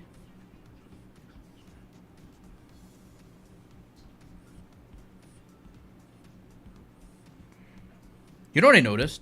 A lot of professionals actually really, really like drawing right here. It's such a good angle. Scott Robertson draws his trucks right here. He'll draw like trucks. Kind of like he'll put the Z vanishing point above the back tire, and so it'll kind of be like that. It's a horrible truck, but you know what I mean. And then a lot of pros actually draw right there in a fisheye grid. But anyways, you'll get, you know, left and right, X. Here's your Y's, Y, top Y, bottom Y.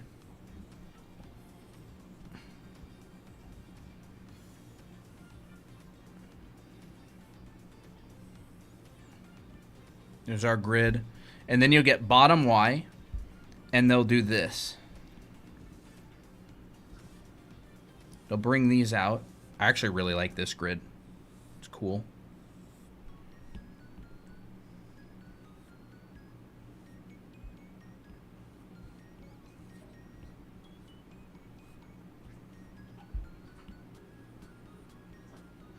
And then you get the X's, and those will come warp around like this. And so you'll get this grid that looks like that. And now a box on this grid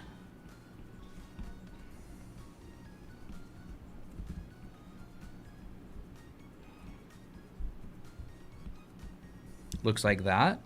And then a box as it goes behind you on this grid will look like that. Hey, Pompoof. And let's just kind of line these up a little bit. Cherry says, I think my third eye just opened. Great.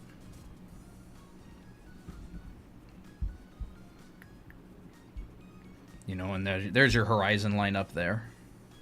And so they'll have these. And I've noticed that a lot of the time, they'll literally crop the image. This will be their frame. And it'll like include both of those vanishing points. And it'll include those ones down there.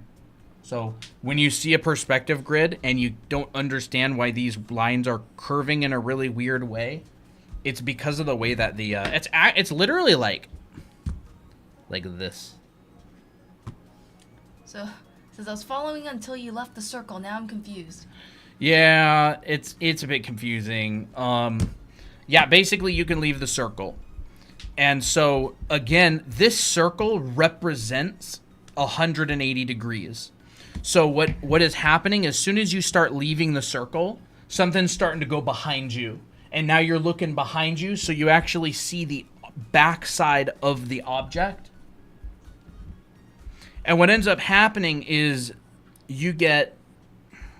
So, how to explain it exactly? Okay, think about this, right? We know that in a fisheye lens, we'll draw X with red. Here's our X. Here's our right. Here's our left. Right and left, literally. Straight right, straight left. Here's our Y. Straight up, straight down. And then directly in front of us is our Z. And Z is coming out like this. And we're going to get Y going around. And we're going to get X coming around. Z is in the middle, directly in front of us. Y is up and down, and X is left and right. All right, are you following? So we know that X warps around to connect to X. Y warps around to connect to Y. And so the edge of this circle is literally Y going around and connecting to Y. And it's also X warping around to connect to X. What happens when you go beyond the circle, right? You go and you warp around. You still have to connect back to Y, but now you're going outside behind us. We're looking like this is directly to my left. This is behind me. And so you get this. And if you were to continue this grid, it would look like that.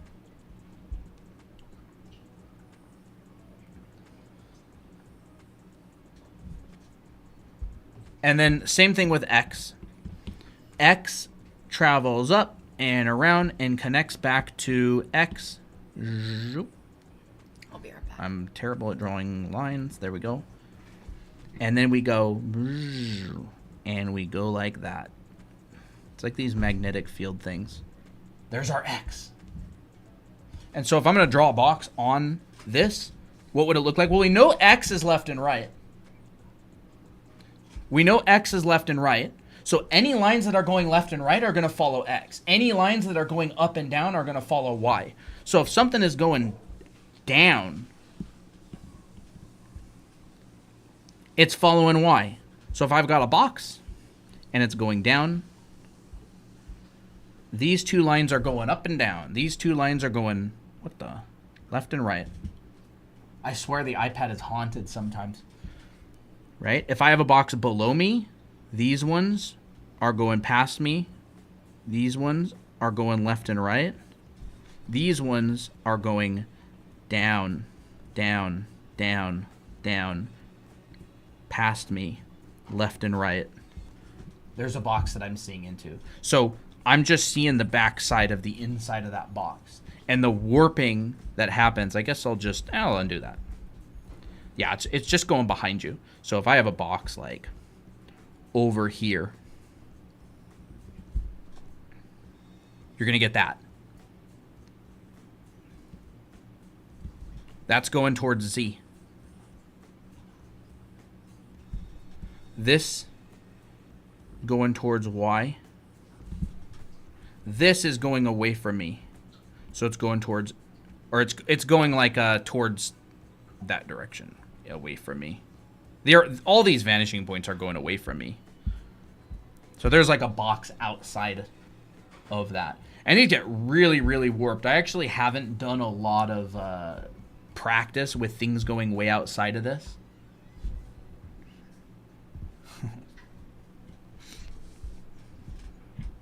But, you know, there we go. I wasn't really going to talk about this today, but I figured it might be kind of important.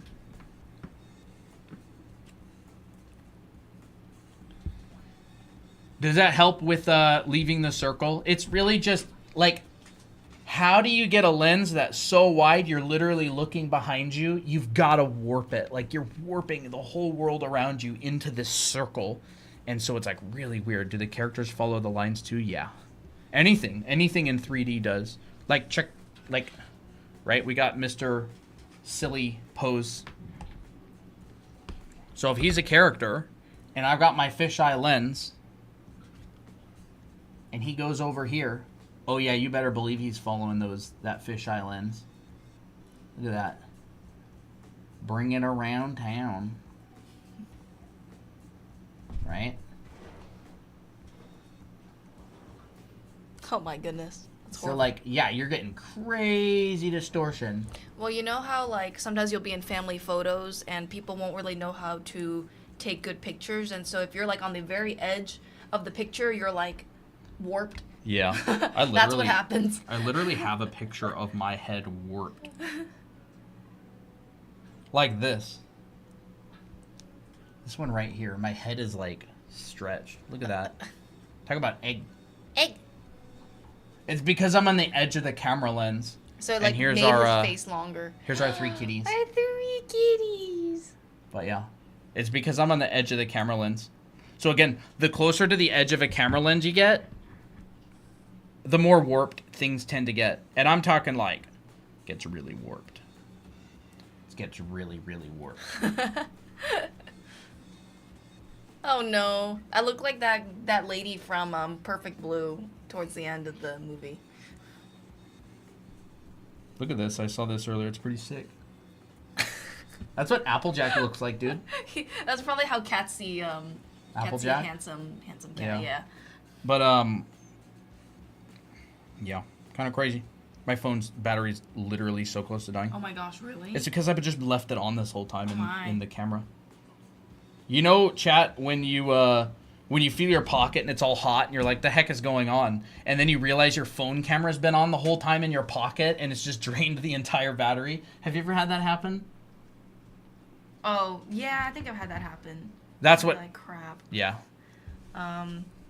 Miss MJ's asked, what's their names?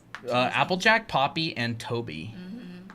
And I don't know where the heck they're up to right now. Sleeping. They're napping. Sometimes they're crazy. But yeah, I mean, that's pretty much everything I had planned to talk about. I did make a pretty cool YouTube thumbnail today, though. I was pretty happy with it. This was the thumbnail. This is the thumbnail on YouTube. The hell? The hell? The hell is this? Yeah. The stream is lagging, and no, huh? Same. I plugged my phone in at 2%. But yeah, I mean that's pretty much everything I had planned.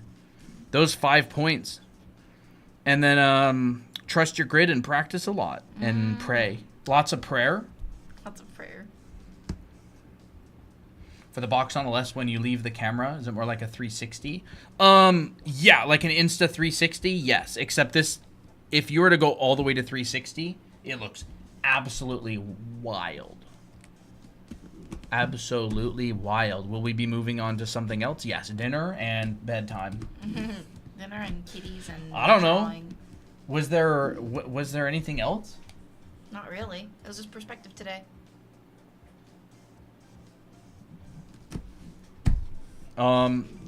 Dude, I got this new cube today, and I'm not fast at solving a Rubik's Cube. It's like taking me like 10 minutes.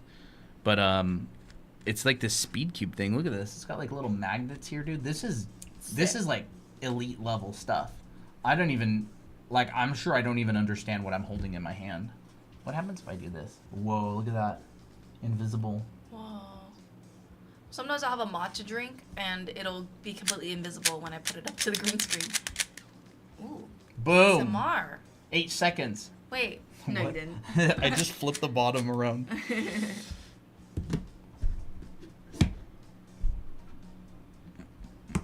Oh.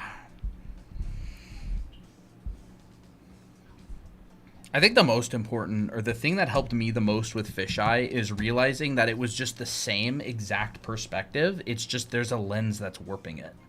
Like, all of your vanishing points have straight lines coming from them. It's just warped by a lens. And if you know how to warp it, like if you know what causes the curvature, you can put a vanishing point literally anywhere you want. Like, you could even do it with, like, 3-point type perspective stuff. So, If I'm gonna be honest, drawing in fisheye and just drawing boxes using the fisheye grid is actually more fun than doing like linear perspective. oh my gosh, Fisheye is way more fun. I love Fisheye. It's just a hard question to answer so simply in such a short amount of time. Yeah. So like we'll have people that are like, "How do you do fisheye?" I'm like, I wish we could explain it in 5 seconds, but Yeah. we can't. So here's the center of my lens. Move down 45 degrees. Move down 45. X. Z. And then we know that every single one of these... Oh, I can even do this colored. Let's do like orange this time. So we're going to have this. We're going to have... Let's use like a cool green. This. What color now? Let's do purple. And this. So we've got our purple dot. We've got our orange dot. And we have got our green-ish dot. These are all my vanishing points. And so the line, this line is going to tell me where the warping happens. So I'll just go start warping these. I warp around.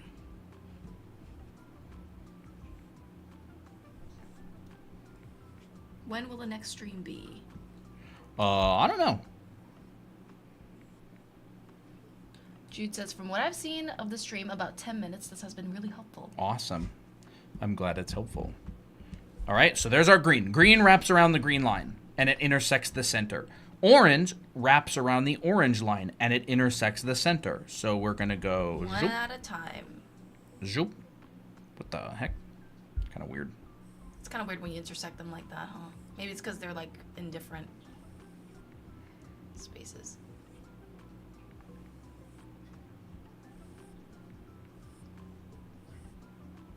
We're just going to do that.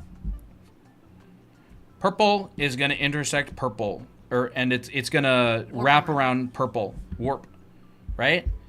And it's going to warp around this purple line. So we go, Apple Pencil's telling me it's dying. Wow. Everything's dying today. Everything's This dying is, today. it always psychs me out. All right, here we go.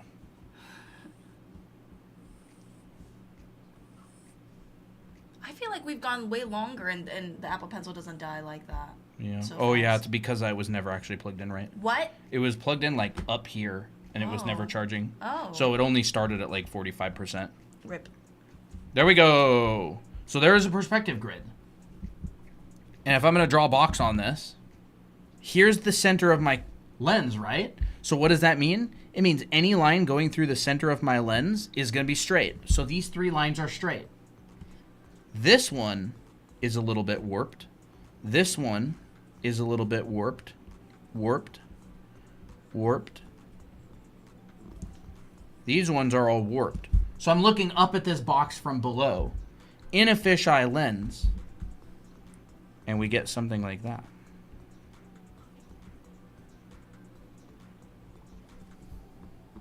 I drew a picture in this exact camera a little while back. I'll find it. Where is it?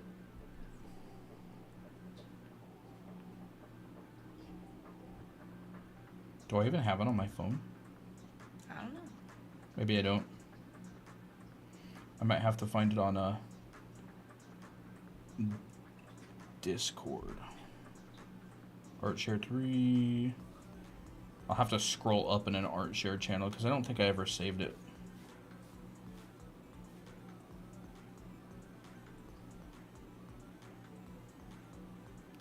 Here it is. So this is a picture that I drew recently in this exact camera. You can see vanishing point, vanishing point, vanishing point, and I've got those boxes. So this is that same exact perspective grid. These ones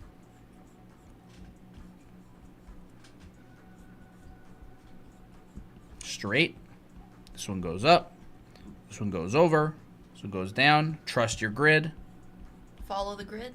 Yes, trust the grid. You don't really have to follow the grid. If you're drawing something off, you don't have to, but trust your grids. Things that follow grid, make sure you follow it for the most part. Yeah.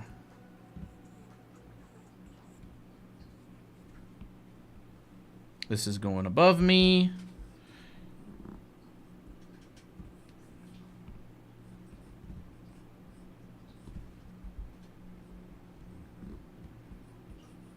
This is mostly straight. This one's a little bit warped. And so another thing is, I know that the warping is going to go around this center line. So if I don't have a grid line there, I know what direction it's going to go. Because this is my straight, so it'll go around like that. So I know that this one's going to get warped down. I know that this one's going to get warped around. And this one's going to get warped back. And if this is on my ground, so this is actually my horizon line right here. It's a curved horizon line. There's my horizon line. So again, like you can see on here, curved horizon line. There's my mountains in the background down there. So what it literally is like, I've got my camera. And imagine like the top of this box is my horizon line. It's just like, It's wild. kind of like that. It warps it. So it'll warp any straight line you move under the lens, right? Like the top of this iPad is a straight line. If I move it to the bottom, you'll see that it warps. So any straight line you put under a fisheye lens will warp around the center, including your horizon line. So horizon lines are not always straight. It kind of looks like a face on that circle. There's eyes and a nose and a mouth. Yeah. And then this is super duper far away, so you'd barely see any mountains or anything.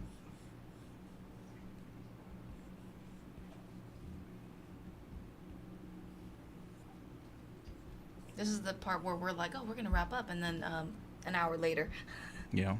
Well, I'm really just farming streams to practice perspective. Oh yeah, for sure.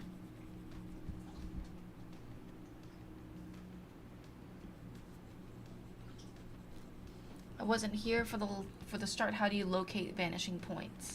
The whole stream is actually on YouTube, and all of our past live streams are on YouTube. You can go back up the stream. I talked about that in depth for quite a while. But at the end of the day, a vanishing point is literally anywhere you want it to be. Like you could put a vanishing point anywhere. Like you just chuck it. Like this pink one, I talked about it earlier. I just placed it there at random. And then it just warps around the center of my camera lens. And then if I want to draw a box, I'm just going to put the other vanishing point 90 degrees away from it. So it'd be like right here. And so if I had a second vanishing point, it'd be like that. And then my box, I would draw it between those two vanishing points.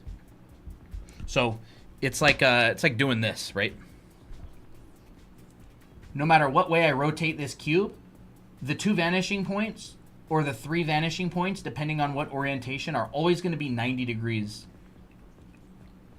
Because it's a cube, and the top of it is a square. And so 90 degrees, like that.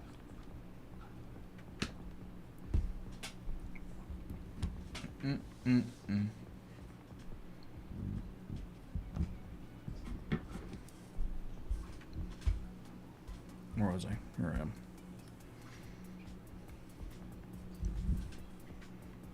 But there we go. Fun.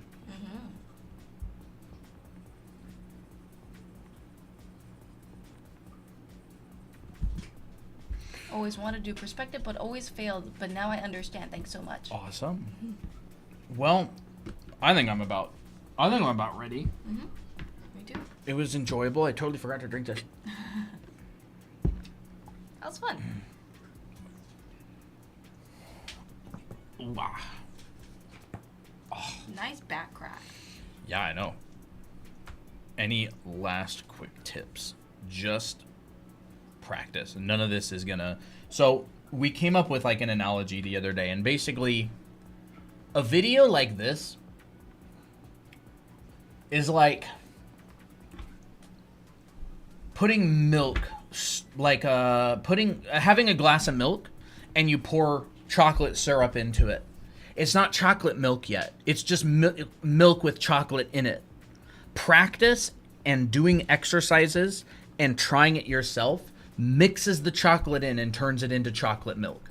So this will make sense conceptually in your mind, but it won't become chocolate milk until you actually go and practice and apply it. Like, that's part of the reason I'm streaming right now, is because I want to get practice. We have done so many streams recently with fisheye lenses. So many. And this is the thing I was looking for earlier. This thing right here. And then so many streams with fisheye lenses. So many streams with rotating boxes. And the reason is because we're just farming practice by streaming. So that's one way we get ourselves practicing.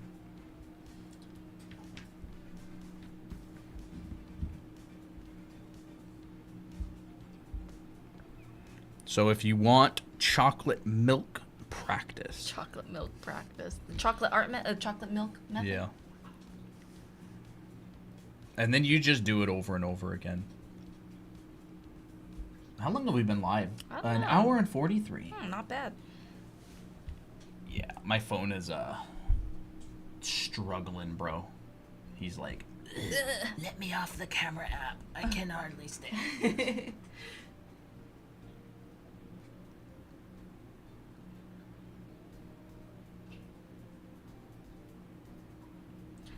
Lynch, we already covered a lot of vanishing points actually earlier in this stream. If you want to go and rewind to that point, you can go to our YouTube channel. We're actually live on there right now, and this is also going to be a VOD. So if you want to go there, you can just go to Draw Anime Academy on YouTube. Oh, yes. Oh, I forgot to close that channel. I always do. Yeah, whatever. What? What? Very fun. Fun times.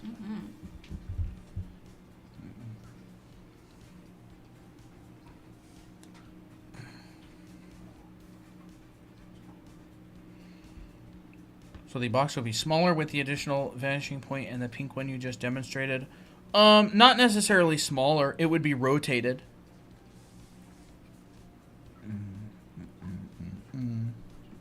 So if I rotate a cube, all it's doing is just So satisfying. those vanishing points are sliding along the horizon line. So if I'm rotating that cube, it's just kind of sliding along. Well, that is so buttery. I don't know how you're doing that. I'm just holding it in the middle. It's very smooth. But yeah, if I rotate a cube, those are just sliding. So if I rotate it 45 degrees, we have some past streams on this kind of stuff. But what it really is this.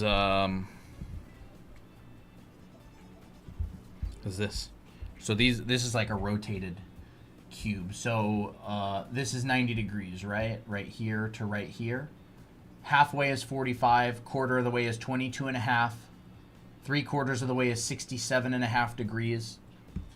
So those are Krenz cubes. I'm not really going to talk about those today, but that is one way you can practice and do the exercises. Artemis says my grids look kind of like messed up basketballs. Do they? Let me look. Where'd you share it? I think she put in the art share channels, but I don't know which one. I couldn't really Art find it. share 3. Oh, there it is. It's not bad. Yeah, that's not bad. That's not bad. Yeah, those are pretty nice. Yeah. Yeah, I would do a bunch of these. Just do tons of them. Tons and tons of them. And it'll stir the chocolate into the milk, like I'm telling you. Or it's like emulsifying, like mayonnaise. You mix eggs and oil. I ain't no chef. I'm the most complicated thing I've ever made is chocolate milk. So Anyways, you try to emulsify two concepts. That's like, I don't even know.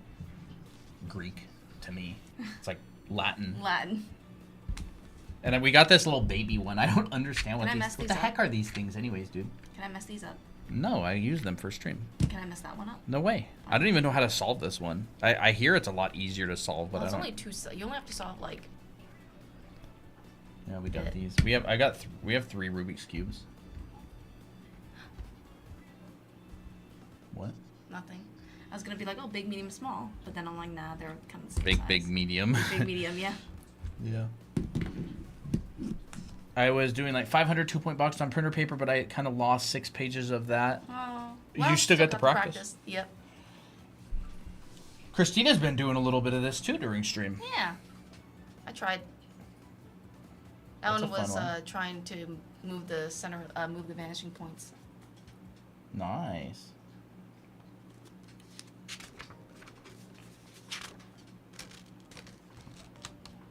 Ooh, grids and shots. Very nice. Have you been working on that arcade piece at all? No, I haven't. That would be fun. I should actually work on that again. Yeah. But like tonight, I'm actually going to be working on, let me see. I need to work on a video. Yeah, I'm going to be working on my expressions. Yeah. These ones are what I've been up to. Been doing a bunch of Miki expressions to practice. Those are very nice expressions. She's angry. I like that one. That one's kind of fun. This is the other side. I did that one last night. I think last night. Oh yeah, this one's kind of sad, honestly. Let's go look at it. Promise me we'll see each other again soon. That's when she's saying bye to Abby. When they're like parting ways. Parting ways to high school. Yeah. Maybe it should be middle school. Middle school?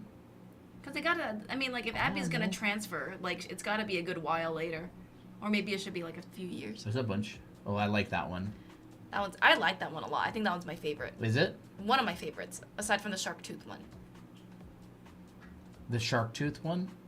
The one on the very bottom. Oh, that one? Yeah, that one. Is that one your favorite? That one's one of my favorites, but I think my favorite one is the one with the open mouth and the blush. Oh, that one? No. Up. Ah. Up. That one. Oh, that one. I think that one's my favorite. You like that one? Yeah.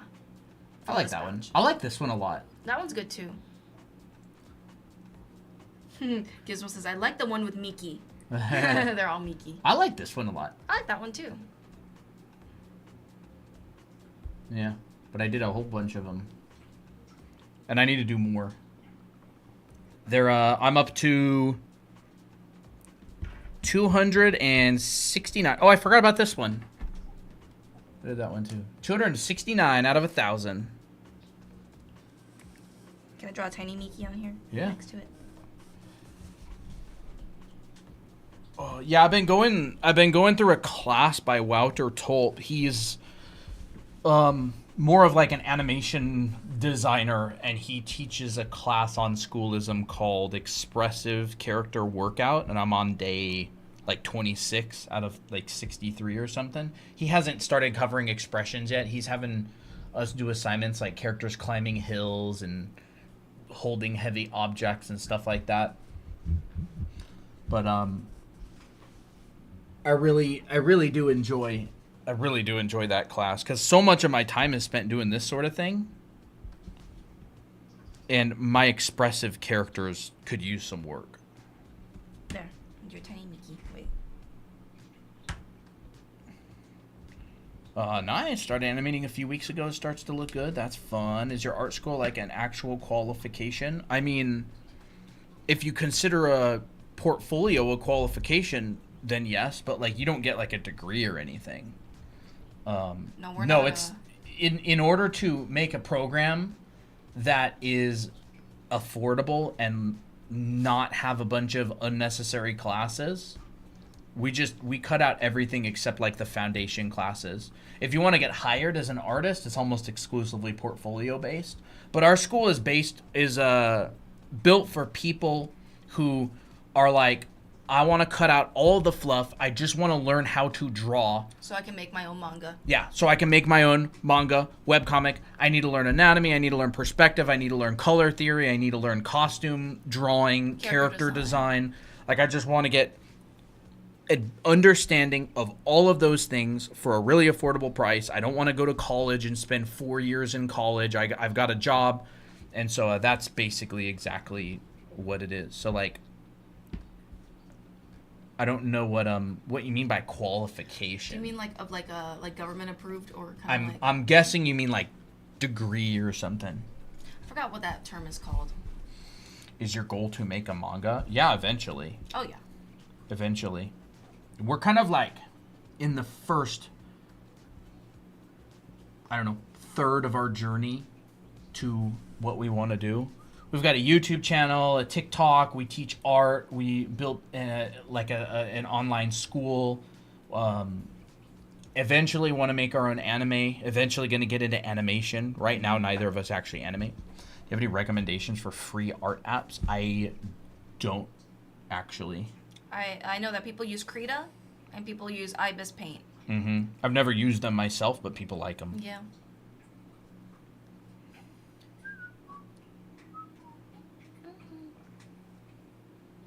I can't wait for to try that new cat toy with the kitties. Yeah, fun. The crinkly. The crinkly. It's actually very crinkly. It has good ASMR. Yeah, it is. All this, by the way, these are the same skills that go into form drawing. So, like, if you want to draw like anime heads and stuff, like it's all just form drawing.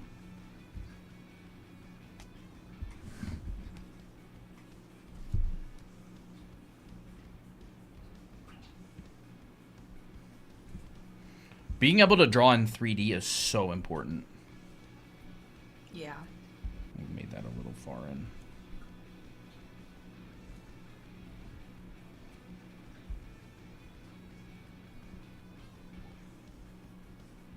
You know, you could just do this. Center line looks like this. Huh? Center line looks like this. This matches the center line. Does it? For the most part, I guess. It's kind of an interesting way to do it. What did you do? A circle? Yeah, circle. And then... And then you just did what? Pinch. Like that? Yeah, and then this side mimics that center line. So... Yeah, you could do that. Comes out the same... It's a little bit weird. Eh. I find I used to really make this too big. Yeah, you gotta make it more subtle. Yeah, that's good. Yeah, And then interesting. the nose. Do you put the points. oops? Do you put that lower? Generally. Yeah, generally. Now So you know what how you to like? draw the nose. What do you do like that? Yeah. Weird. Very Weird, but interesting. interesting. I'm just Yeah. trying to find different ways to simplify the head. Yeah, you know, the job of a teacher is like, how do you find all these different ways to simplify? Yeah.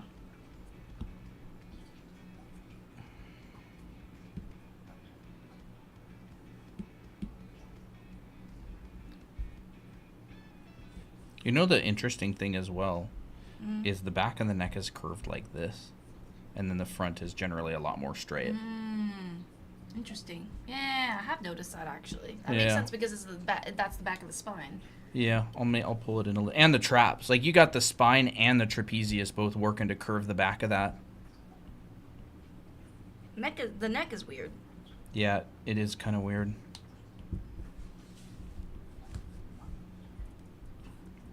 And Ahmed Al-Duri always broke this kind of course, he doesn't really draw anime, but like, he always broke down the side of the face kind of like that. It's like that simplification almost of that, like, head.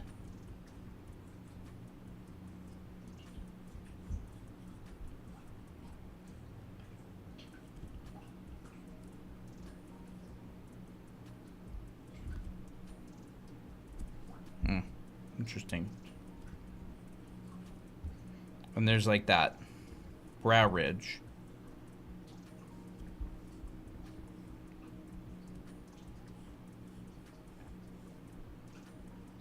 It's a fun gesture. Well, yeah, that's cute. It's a fun pose. Save it to Miki.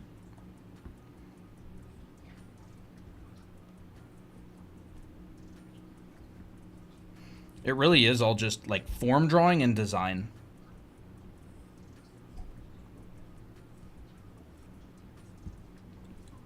I use Krita and it's really good. At the beginning, it is confusing, but it gets better every day. Yeah, every time that you use a new program, you're just gonna have to have like a period of time to get used to it.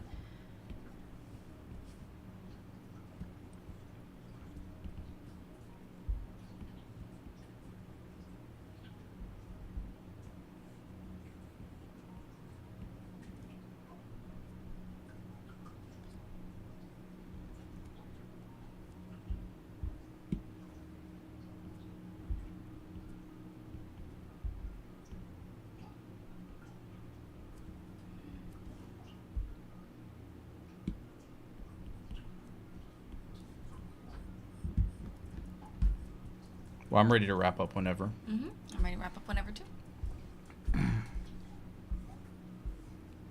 Very fun stuff. All right.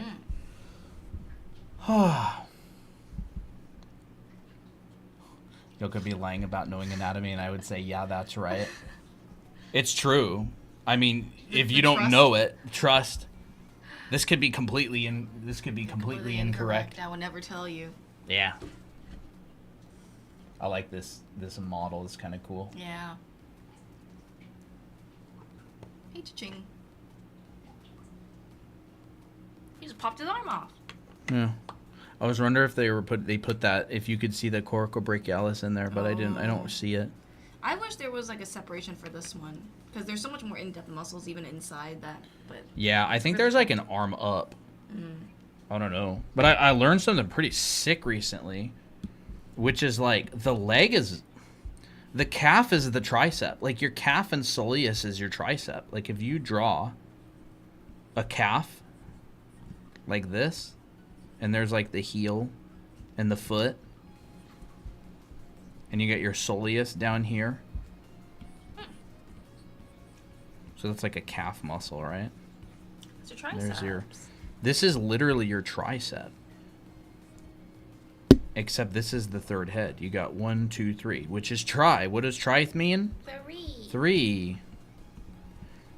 But on your calf, this is the soleus. But on your tricep, it's just the third head. And so this would be your elbow. And this would be the hand.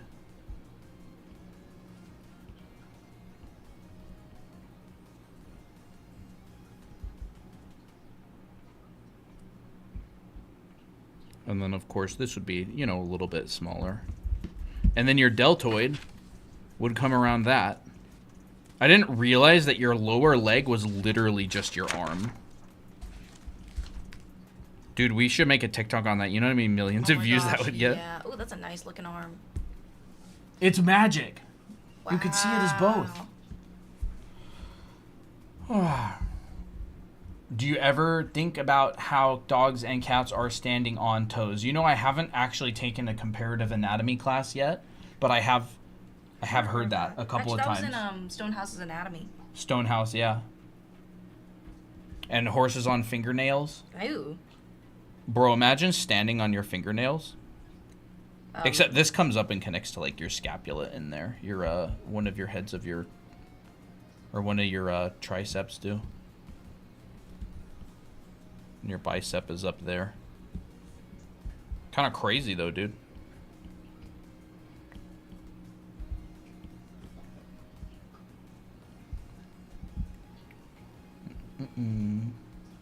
Yeah, Ray Bustos had a really good breakdown of this in his anatomy class. Oh, really? Yeah, his anatomy class is good. It's a really good class.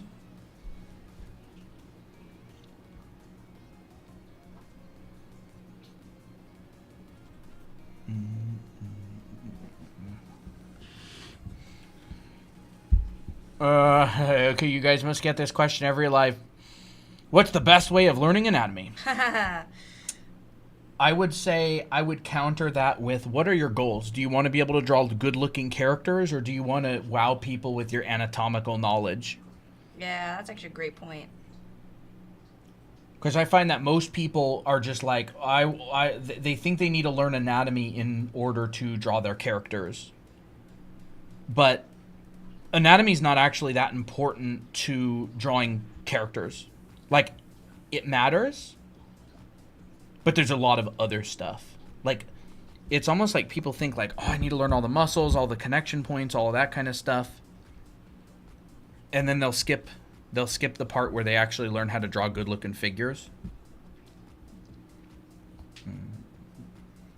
Because based on your answer to the question, like if you're just like, oh, like I just want to draw my characters that look cool, I would skip like 80% of the anatomy that you think you need to know and just practice a bunch of figure drawing all the time.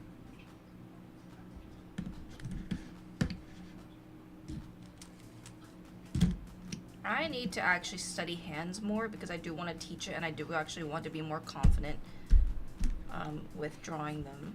I want to learn how to make cool characters, do cool poses. Yeah, so you are absolutely in luck. You don't actually need to know that much anatomy. You need to mostly just know the forms of the body. Mm-hmm. So just the basic anatomy and figure drawing. Study figure drawing. Figure drawing will be your best friend. Yeah. Like basic main volumes and forms of the body. Mm-hmm. And then study like posing, gesture drawing, expressive drawing, all that kind of stuff.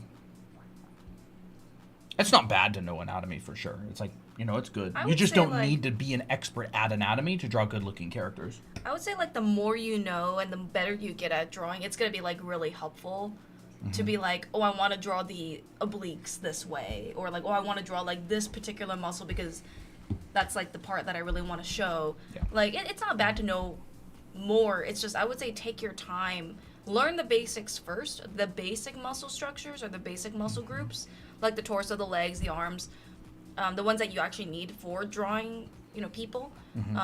And then when you really want to go hardcore, then and you understand the main muscle groups to like muscle memory, then that's when you can save time for like the extra muscles that you never knew about. I find that is more helpful than trying to learn the entire anatomy like at once.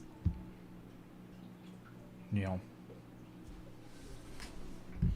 Like even basic anatomy knowledge can really help. So this is a like a creature humanoid design that I did I don't know, maybe like a week or two ago.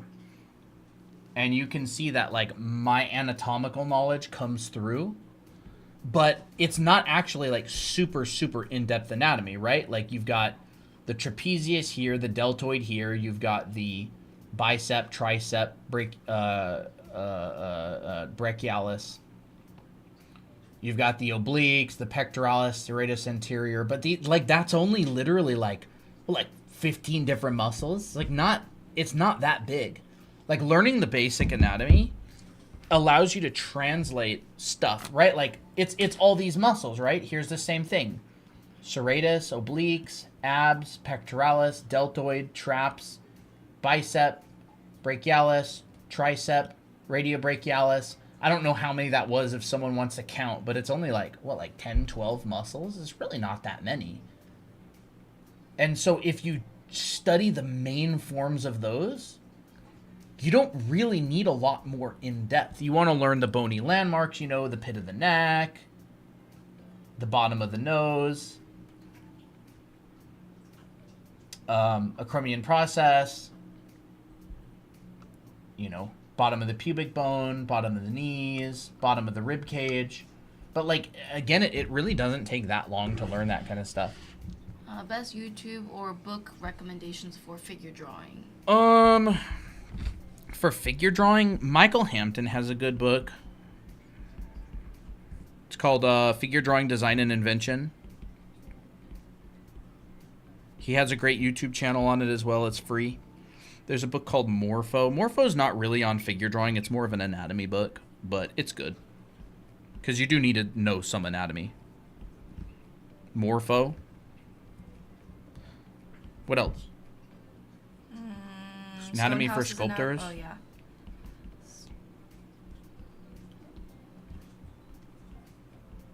Actually, more figure drawing.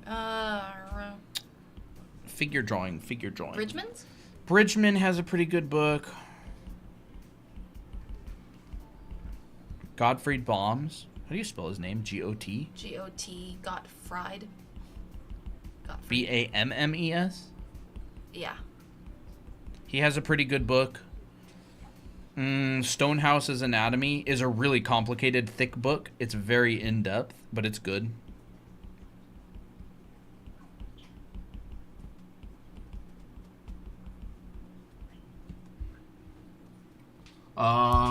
There's that Korean blue book.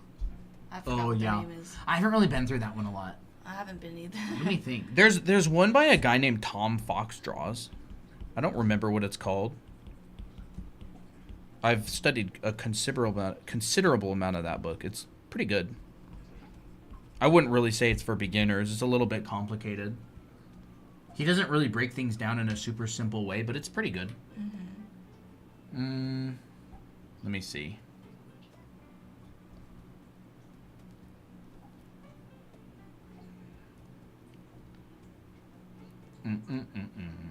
These are the ones that I recommend that I've personally been through a lot of. Michael Hampton has a YouTube channel and a book. It's great. And he also runs live classes. But I would really recommend taking figure drawing classes. Yeah. For sure. For sure, I would recommend taking figure drawing classes with a teacher who knows what they're doing. There's a lot of them online.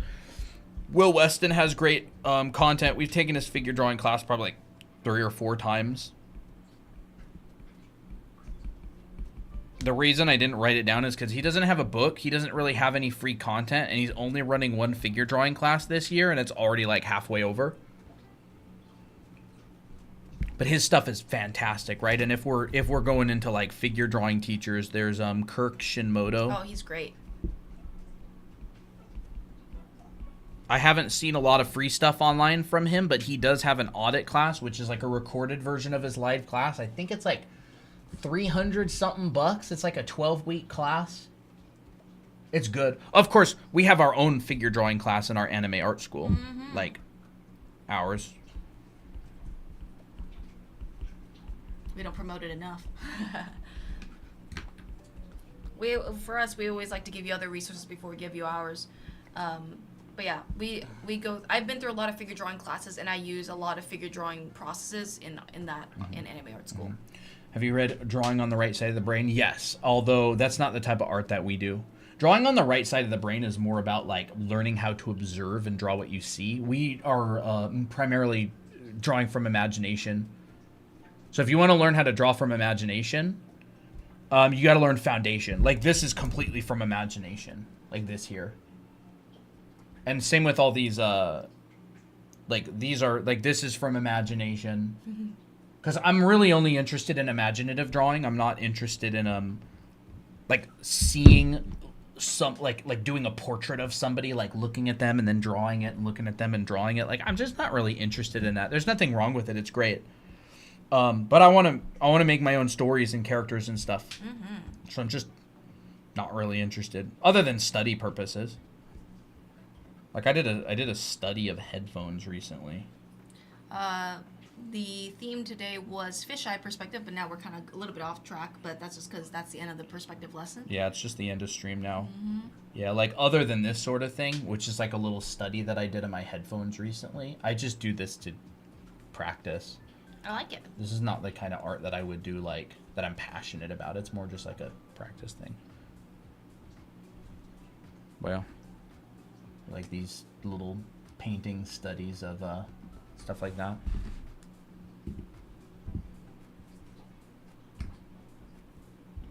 I've only really ever had an interest in imaginative drawing.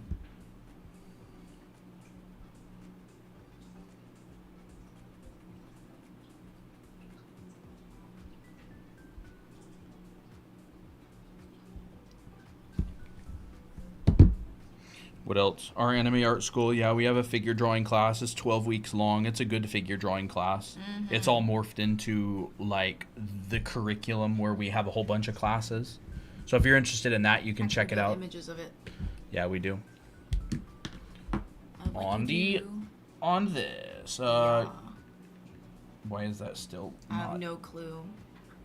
Yeah, you learn a lot of different stuff. Like, this is some images from our figure drawing class. You learn proportion, how to simplify the torso in different ways. You learn, there's the shoulder girdle, anatomy, male, female. There's leg anatomy. All this is covered in the school. There's some I would arms. say, like, ours is, like, analytical figure drawing. So we're doing both anatomy and figure drawing at the same Yes, time. this would definitely be an analytical figure drawing class. So you're learning figure drawing, how to construct the body, how to make good poses, how to draw hands, feet, and, like, building poses, figure drawing, both guys and girls from the, from the beginning. So, like, you're laying out your proportions, blocking in the volumes, adding in the anatomy, a little bit of lighting. I think you even, like, paint. I do paint them a lot, but I don't think we show them in this one. But yeah. Yeah, we also have a costume drawing class in the school, so these are, like, the kind of stuff that you do. We've taken a lot of classes by a lot of different teachers, like, lots and lots of classes. I mean, I don't even know. Like, if you consider, like, FZD and Art Center, we've literally put hundreds of thousands of dollars into our art education, and we take all of our favorite stuff and teach it. We're still taking classes to this day. These are some of, like, this is just for figure drawing. It's like we took all of our favorite stuff and we'll retake classes that we really like. Who was saying, Robert was saying he retook, like, one guy's class, like, multiple times. Even though he wasn't a very good teacher. Yeah. Mark Daly? Yeah, he said that that was the only class he took, like, multiple times. What did he say? He took it, like, 3 times or something? Yeah. Or maybe it was someone else. I don't exactly remember. Yeah. But and Dahlia is a student. Yeah, Dahlia is like a legend, honestly. She's like a star student. She's taken our live classes. She always does all the homework. She's taken our anime art school. She's going through it. But that's one option. We're really passionate about teaching. Oh yeah. I absolutely love it. That's the whole brand. We run a business that's just teaching. Yeah, I had to leave. Was there any homework? No, but I can give you homework if you want.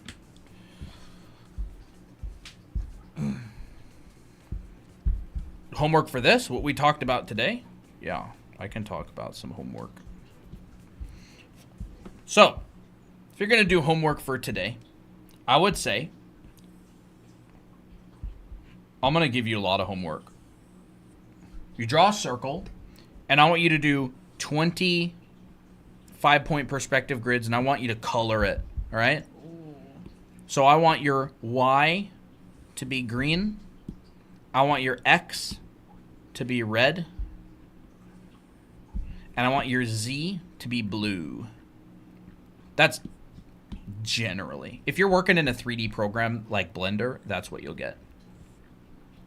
Z is going to be blue, right? And I want you to label. This is hardcore homework, right? Y, Y. Why? X, X. I thought you were asking why it's Z. Right? And then you're going to go and take midpoint, and I want you to bisect this and bring it down here. And then I want you to take the midpoint, bring it down here. Quarter, bring it down here. Quarter, bring it down here. Quarter, quarter. Bring it down. And then we're going to take our X and we're going to do the same thing. Half, half.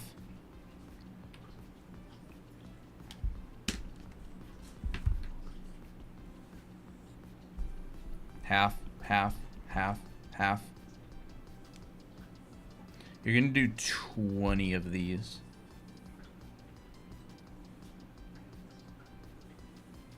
I wouldn't have people start with this. Like, if you're not familiar with perspective, I would not start with this because this is a little bit complicated. And whatever, I'll just leave that. Pretend it's perfect. And then you can go in and you can add some more with blue. You can divide all these another time or two.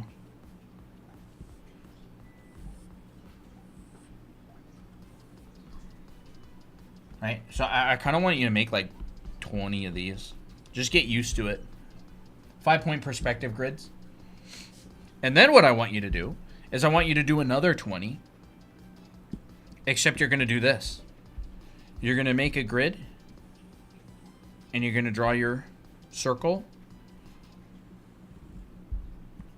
And we've got our Y. Why did that not change color? We've got our X. And I want you to move X half. Right?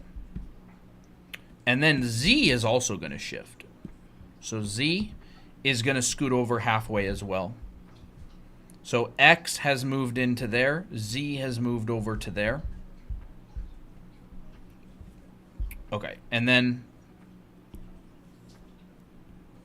you're going to curve this around that line. Gizmo says, how do I practice figure drawing? We actually have a video on how to draw bodies, and that covers a figure drawing process. So you can go look at that, Gizmo.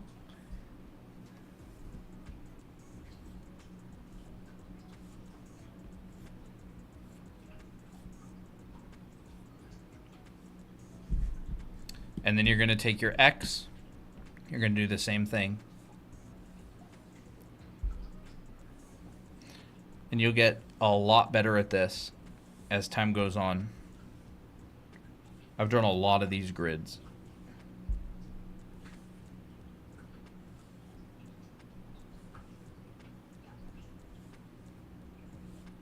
And your lines will get nice and smooth. Mm-hmm.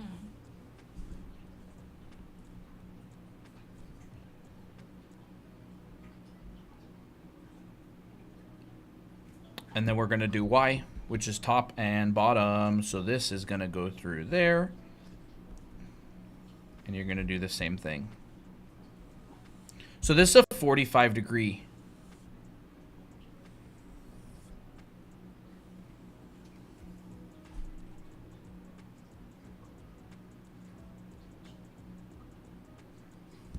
And it works vertically and it works horizontally. Right? So this is going to be Y, Y. This is going to be X. And then this one's going to be Z. Do you guys have a Discord? Yes, we do. Yes, we do. Mm-hmm. It's in our profile. Or if you can't find it, you can just DM us asking for the Discord link. Yes. Yeah, you can DM us, ask for the invite. Do you guys have no a TikTok? rulers? I don't know where you'd find a curved ruler. I don't know. That'd be If wild. you can find one. Oh, that'd be lovely. But every one of these curves is different. So you could try to use like a French curve, but you're going to really have a hard time finding that. Do you guys have a TikTok video of this so I can get back to it when I need it? We're live on YouTube right now, and you can rewind this stream as much as you want. Our YouTube channel is Draw Anime Academy, and this video will always be available. And the thumbnail for the YouTube video, it'll be in our live stream section. The thumbnail looks like this.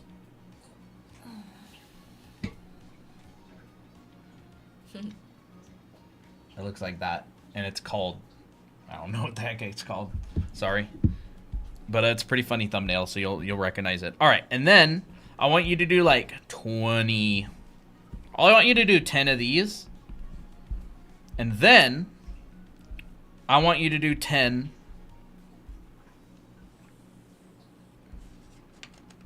I need to like focus on making this a little bit neater. I want you to do 10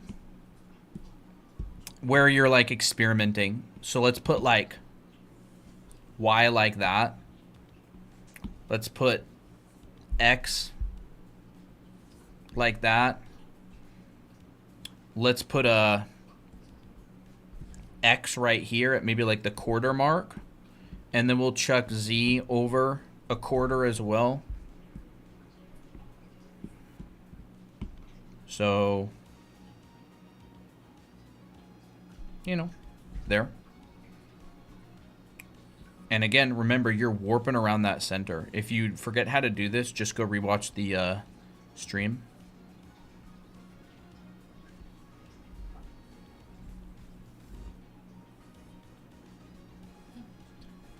We were learning about, or we were teaching fisheye perspective. This is just the homework section.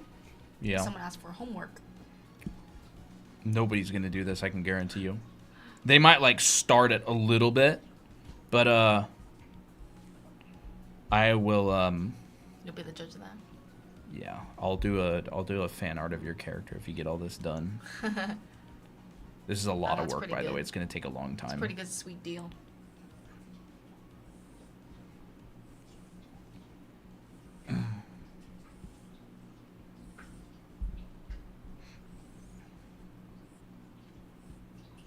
What if in anime art school, if they finished every single assignment and showed us every single thing, like they get like a drawing? That could be fun. Take them a stinking long time. That would take them a stinking long time, yeah.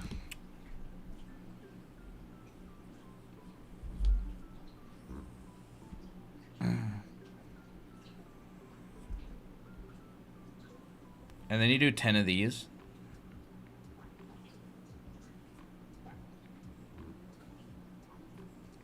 Or I should say, do 10 that are experimental, that you're like chucking around your vanishing points into different ways, right? And I still would like you to label. So you get Y, Y.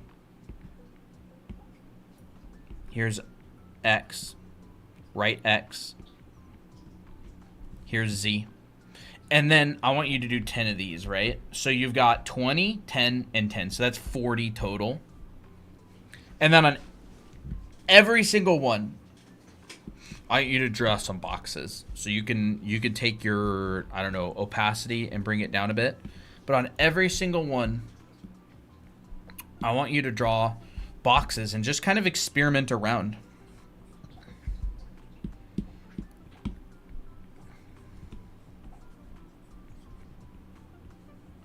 I guarantee you, if you actually do this, you'll be so much better. You will have mixed the chocolate into the milk. Mm-hmm. Like, for real. What's the difference between X and Z when the lines are there? It depends. It's the way that you're moving your camera. So Z is going away from us. So I've shifted this point over to the left, and I've shifted this point over to the left. It's like mentally, this middle point has moved over to the left. So this is like going towards me and away from me, and this is on my right. So Z just represents forward and backwards. X represents left and right. So technically, if I were to turn and now this X becomes in front of me, it would switch to Z. But it's not like, it's just a way to kind of mentally keep track of it. Because it gets really complicated. And having X, which is left and right, Y, which is up and down, and Z, which is forwards and backwards, helps, you know, keep track of that sort of thing. And I would honestly just like experiment with these, like have fun with it, try stuff, you know, bring out a platform, bring this platform down, you know, have boxes that are like floating in the air.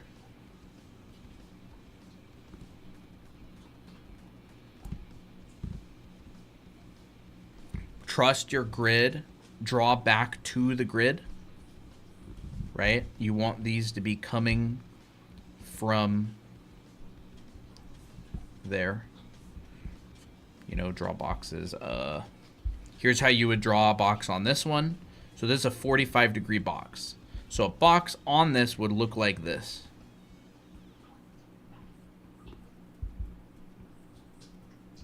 Man, that black line looks real sharp.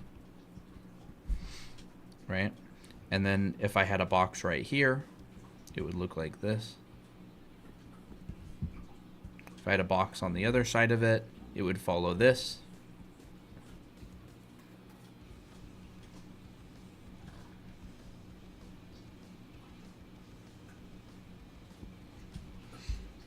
I'm drawing a little bit out of the camera.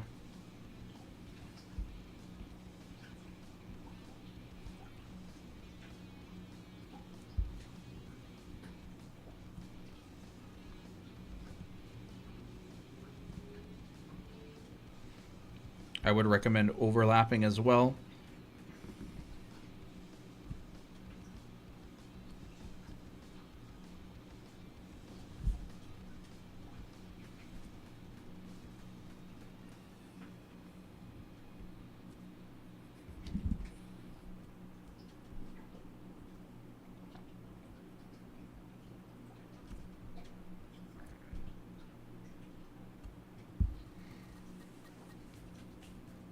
Where do we post these if it's for homework?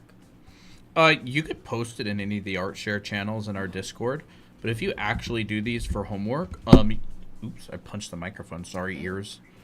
You can ping me if you want. Like, I love to see these. Mm-hmm. The homework section is only available, I think, for anime art school students. Yeah, we don't give any critiqued homework unless you take a mentorship or if you're in one of our live classes. Mm-hmm. But I'd be more than happy to see it.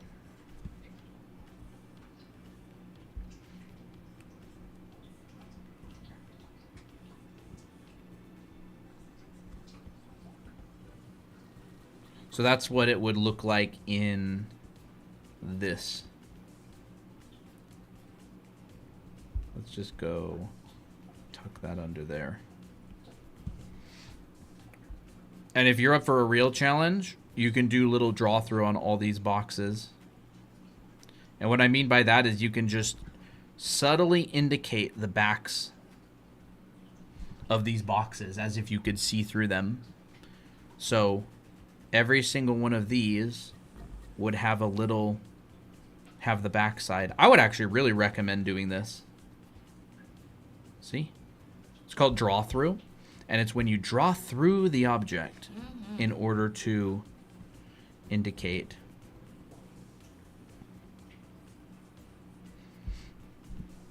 So there's 45-degree grid, 10 of those. And then I would honestly just mess around with like this one, right? So you could go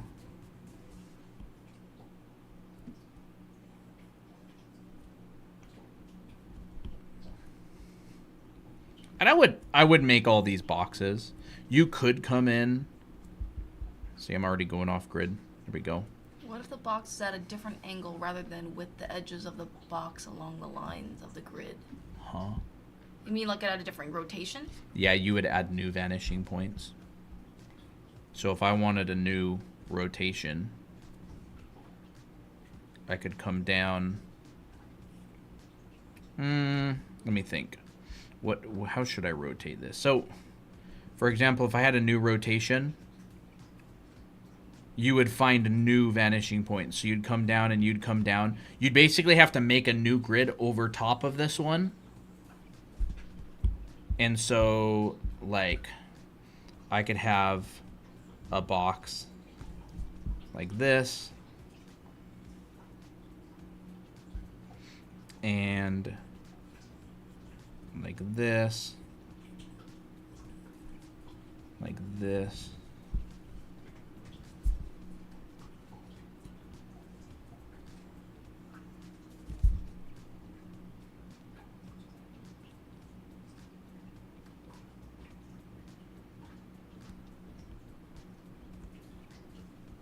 Is it a good thing that I can do this without the grid? Like, I kind of just see the space of it.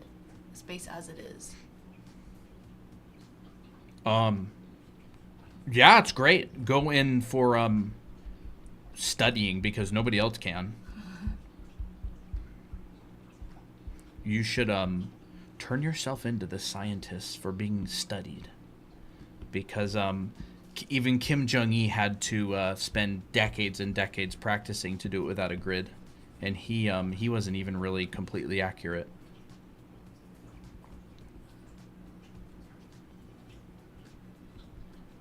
It's not too much of a bother. When you're done with this, can you go back to the fisheye lens? These are all fisheye lenses. These are all fisheye lenses. So what do you mean exactly?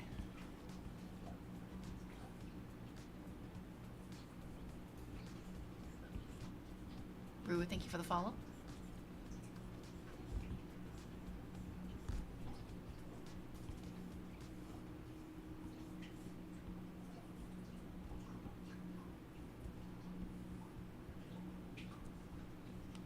Right, you can experiment, do different stuff. You could put a box along here over your vanishing point. If this were a hallway, you would draw the inside of this box like that. Maybe there's like a door at the end. I wouldn't really turn this into stuff yet. I would just draw a bunch of boxes. Yeah, I'm not sure. If it was the very first one, I don't know when exactly you joined. You could just rewind to that point because I'm not sure how much longer we're going to be on. We've been on for a good while. Yeah.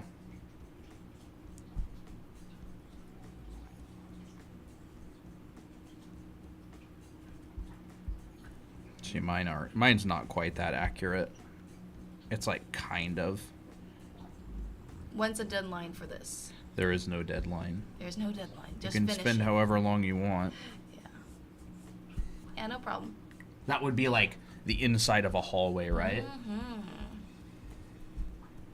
But yeah, I mean, if you want to rotate objects in 5-point perspective, like the only thing you really need to know is like what I talked about earlier, which is vanishing points are going to be 90 degrees from each other, and it's going to be warped, and things are going to warp around this center line. So that's it. Like, I mean, it's like what I was showing earlier with the camera. I'll put my fisheye lens back on. Oops. I had a little bit of needed eraser there to keep it steady. There we go. So rotating objects, like it's just changing your vanishing point. So like if I rotate this cube around, but keep the lens the same, it's just going to change the location of those vanishing points within the fisheye lens. So you can find new vanishing points. You know, you can have one here and here.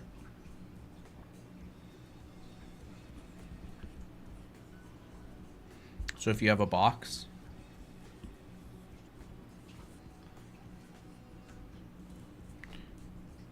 this could be one box.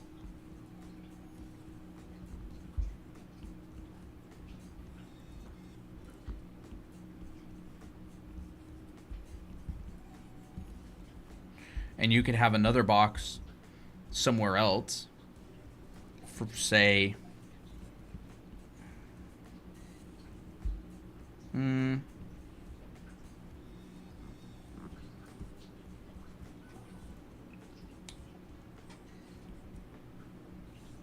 Should I buy the camera or the lens? If you want to. The dots you made are the Z, right? They're just vanishing points. They're just vanishing points. So there's two boxes at different orientations. So like this one's 45 degrees and this one's like that. Well, they're both 45 degrees. They're just in different parts of the lens, honestly. So it's like this one's right here. That one's right, you know, like right there. And so you can rotate. You just have to move your vanishing points. So this one's got a vanishing point here and here. This one, and of course, top and bottom. And then this one's got a vanishing point here and here. Like that. So they're rotated. You know, and you could have a vanishing point here and here and here.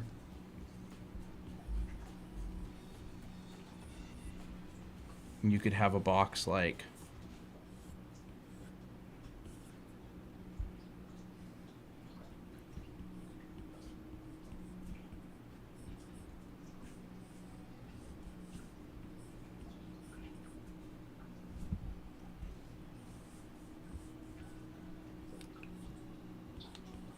What is the price of your class?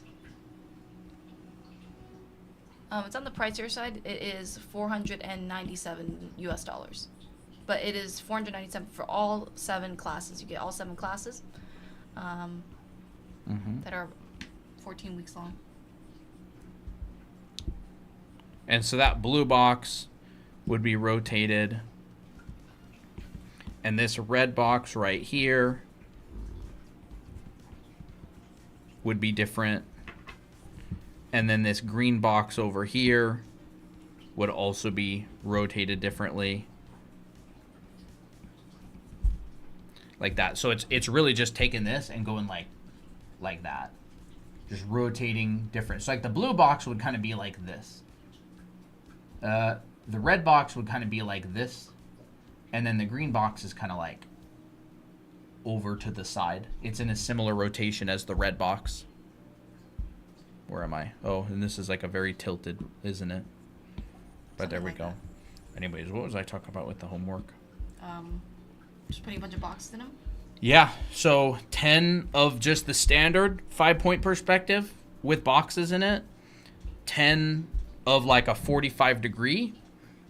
And then 10 where you're just experimenting and flipping the lenses around and doing different stuff. You know, this is like hard.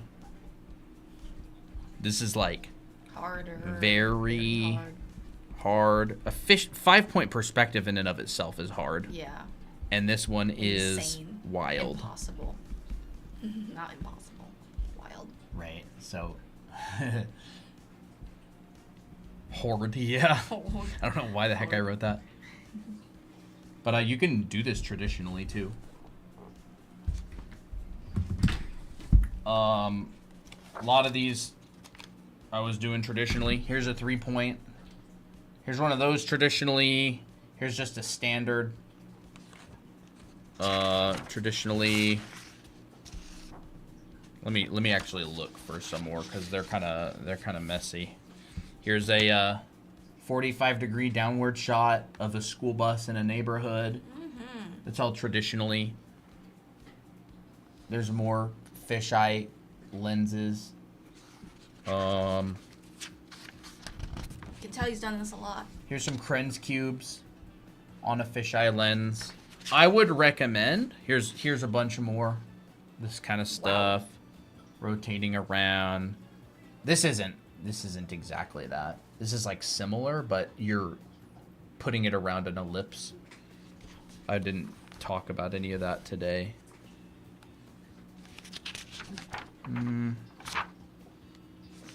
Yeah. This sketchbook actually doesn't have the majority of it. This is just stuff I do during stream when Christina's drawing.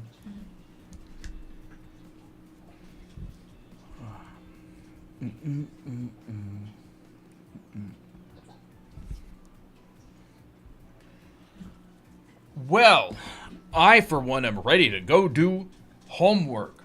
I'm ready to do some wonderful, fun, exciting expressions, more minky expressions. And, heck, I don't even know. Like, you know, sky's the limit. I thought you were going to do your anatomy, or what was it? What other? I'm definitely going to do some anatomy. I'm going to go through some more of my Ray Bustos. Yeah.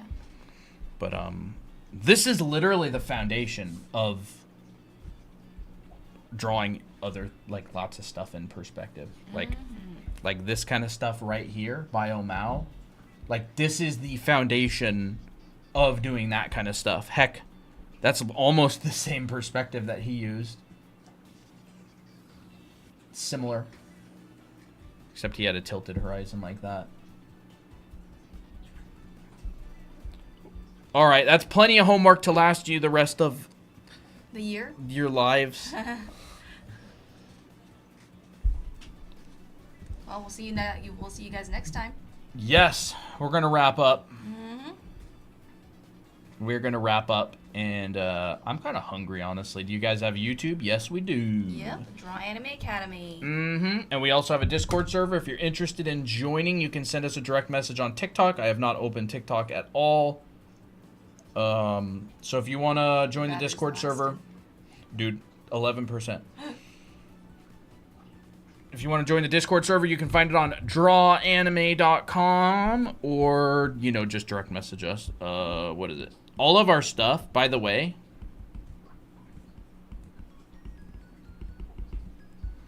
is on drawanime.com. You can find the brush that gets used on stream. You can find the Discord server. You can find links to our classes. You can find all our social media stuff.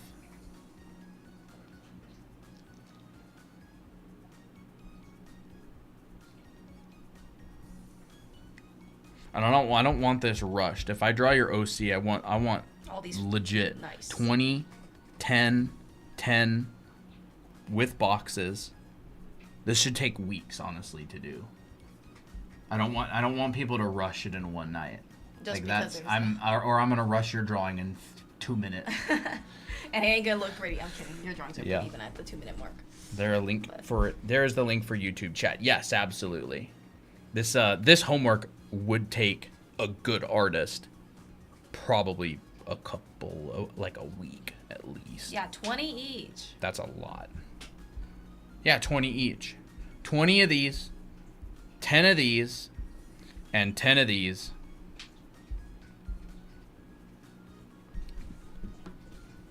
Oh. Bye-bye, everybody. I'm tired. Me too. Which means I'm going to go draw. And just kind of relax. Relax with drawing. Have a good one. Have a good night. See ya. No problem. All right. And bye-bye, YouTube. Bye. See See you ya. next time.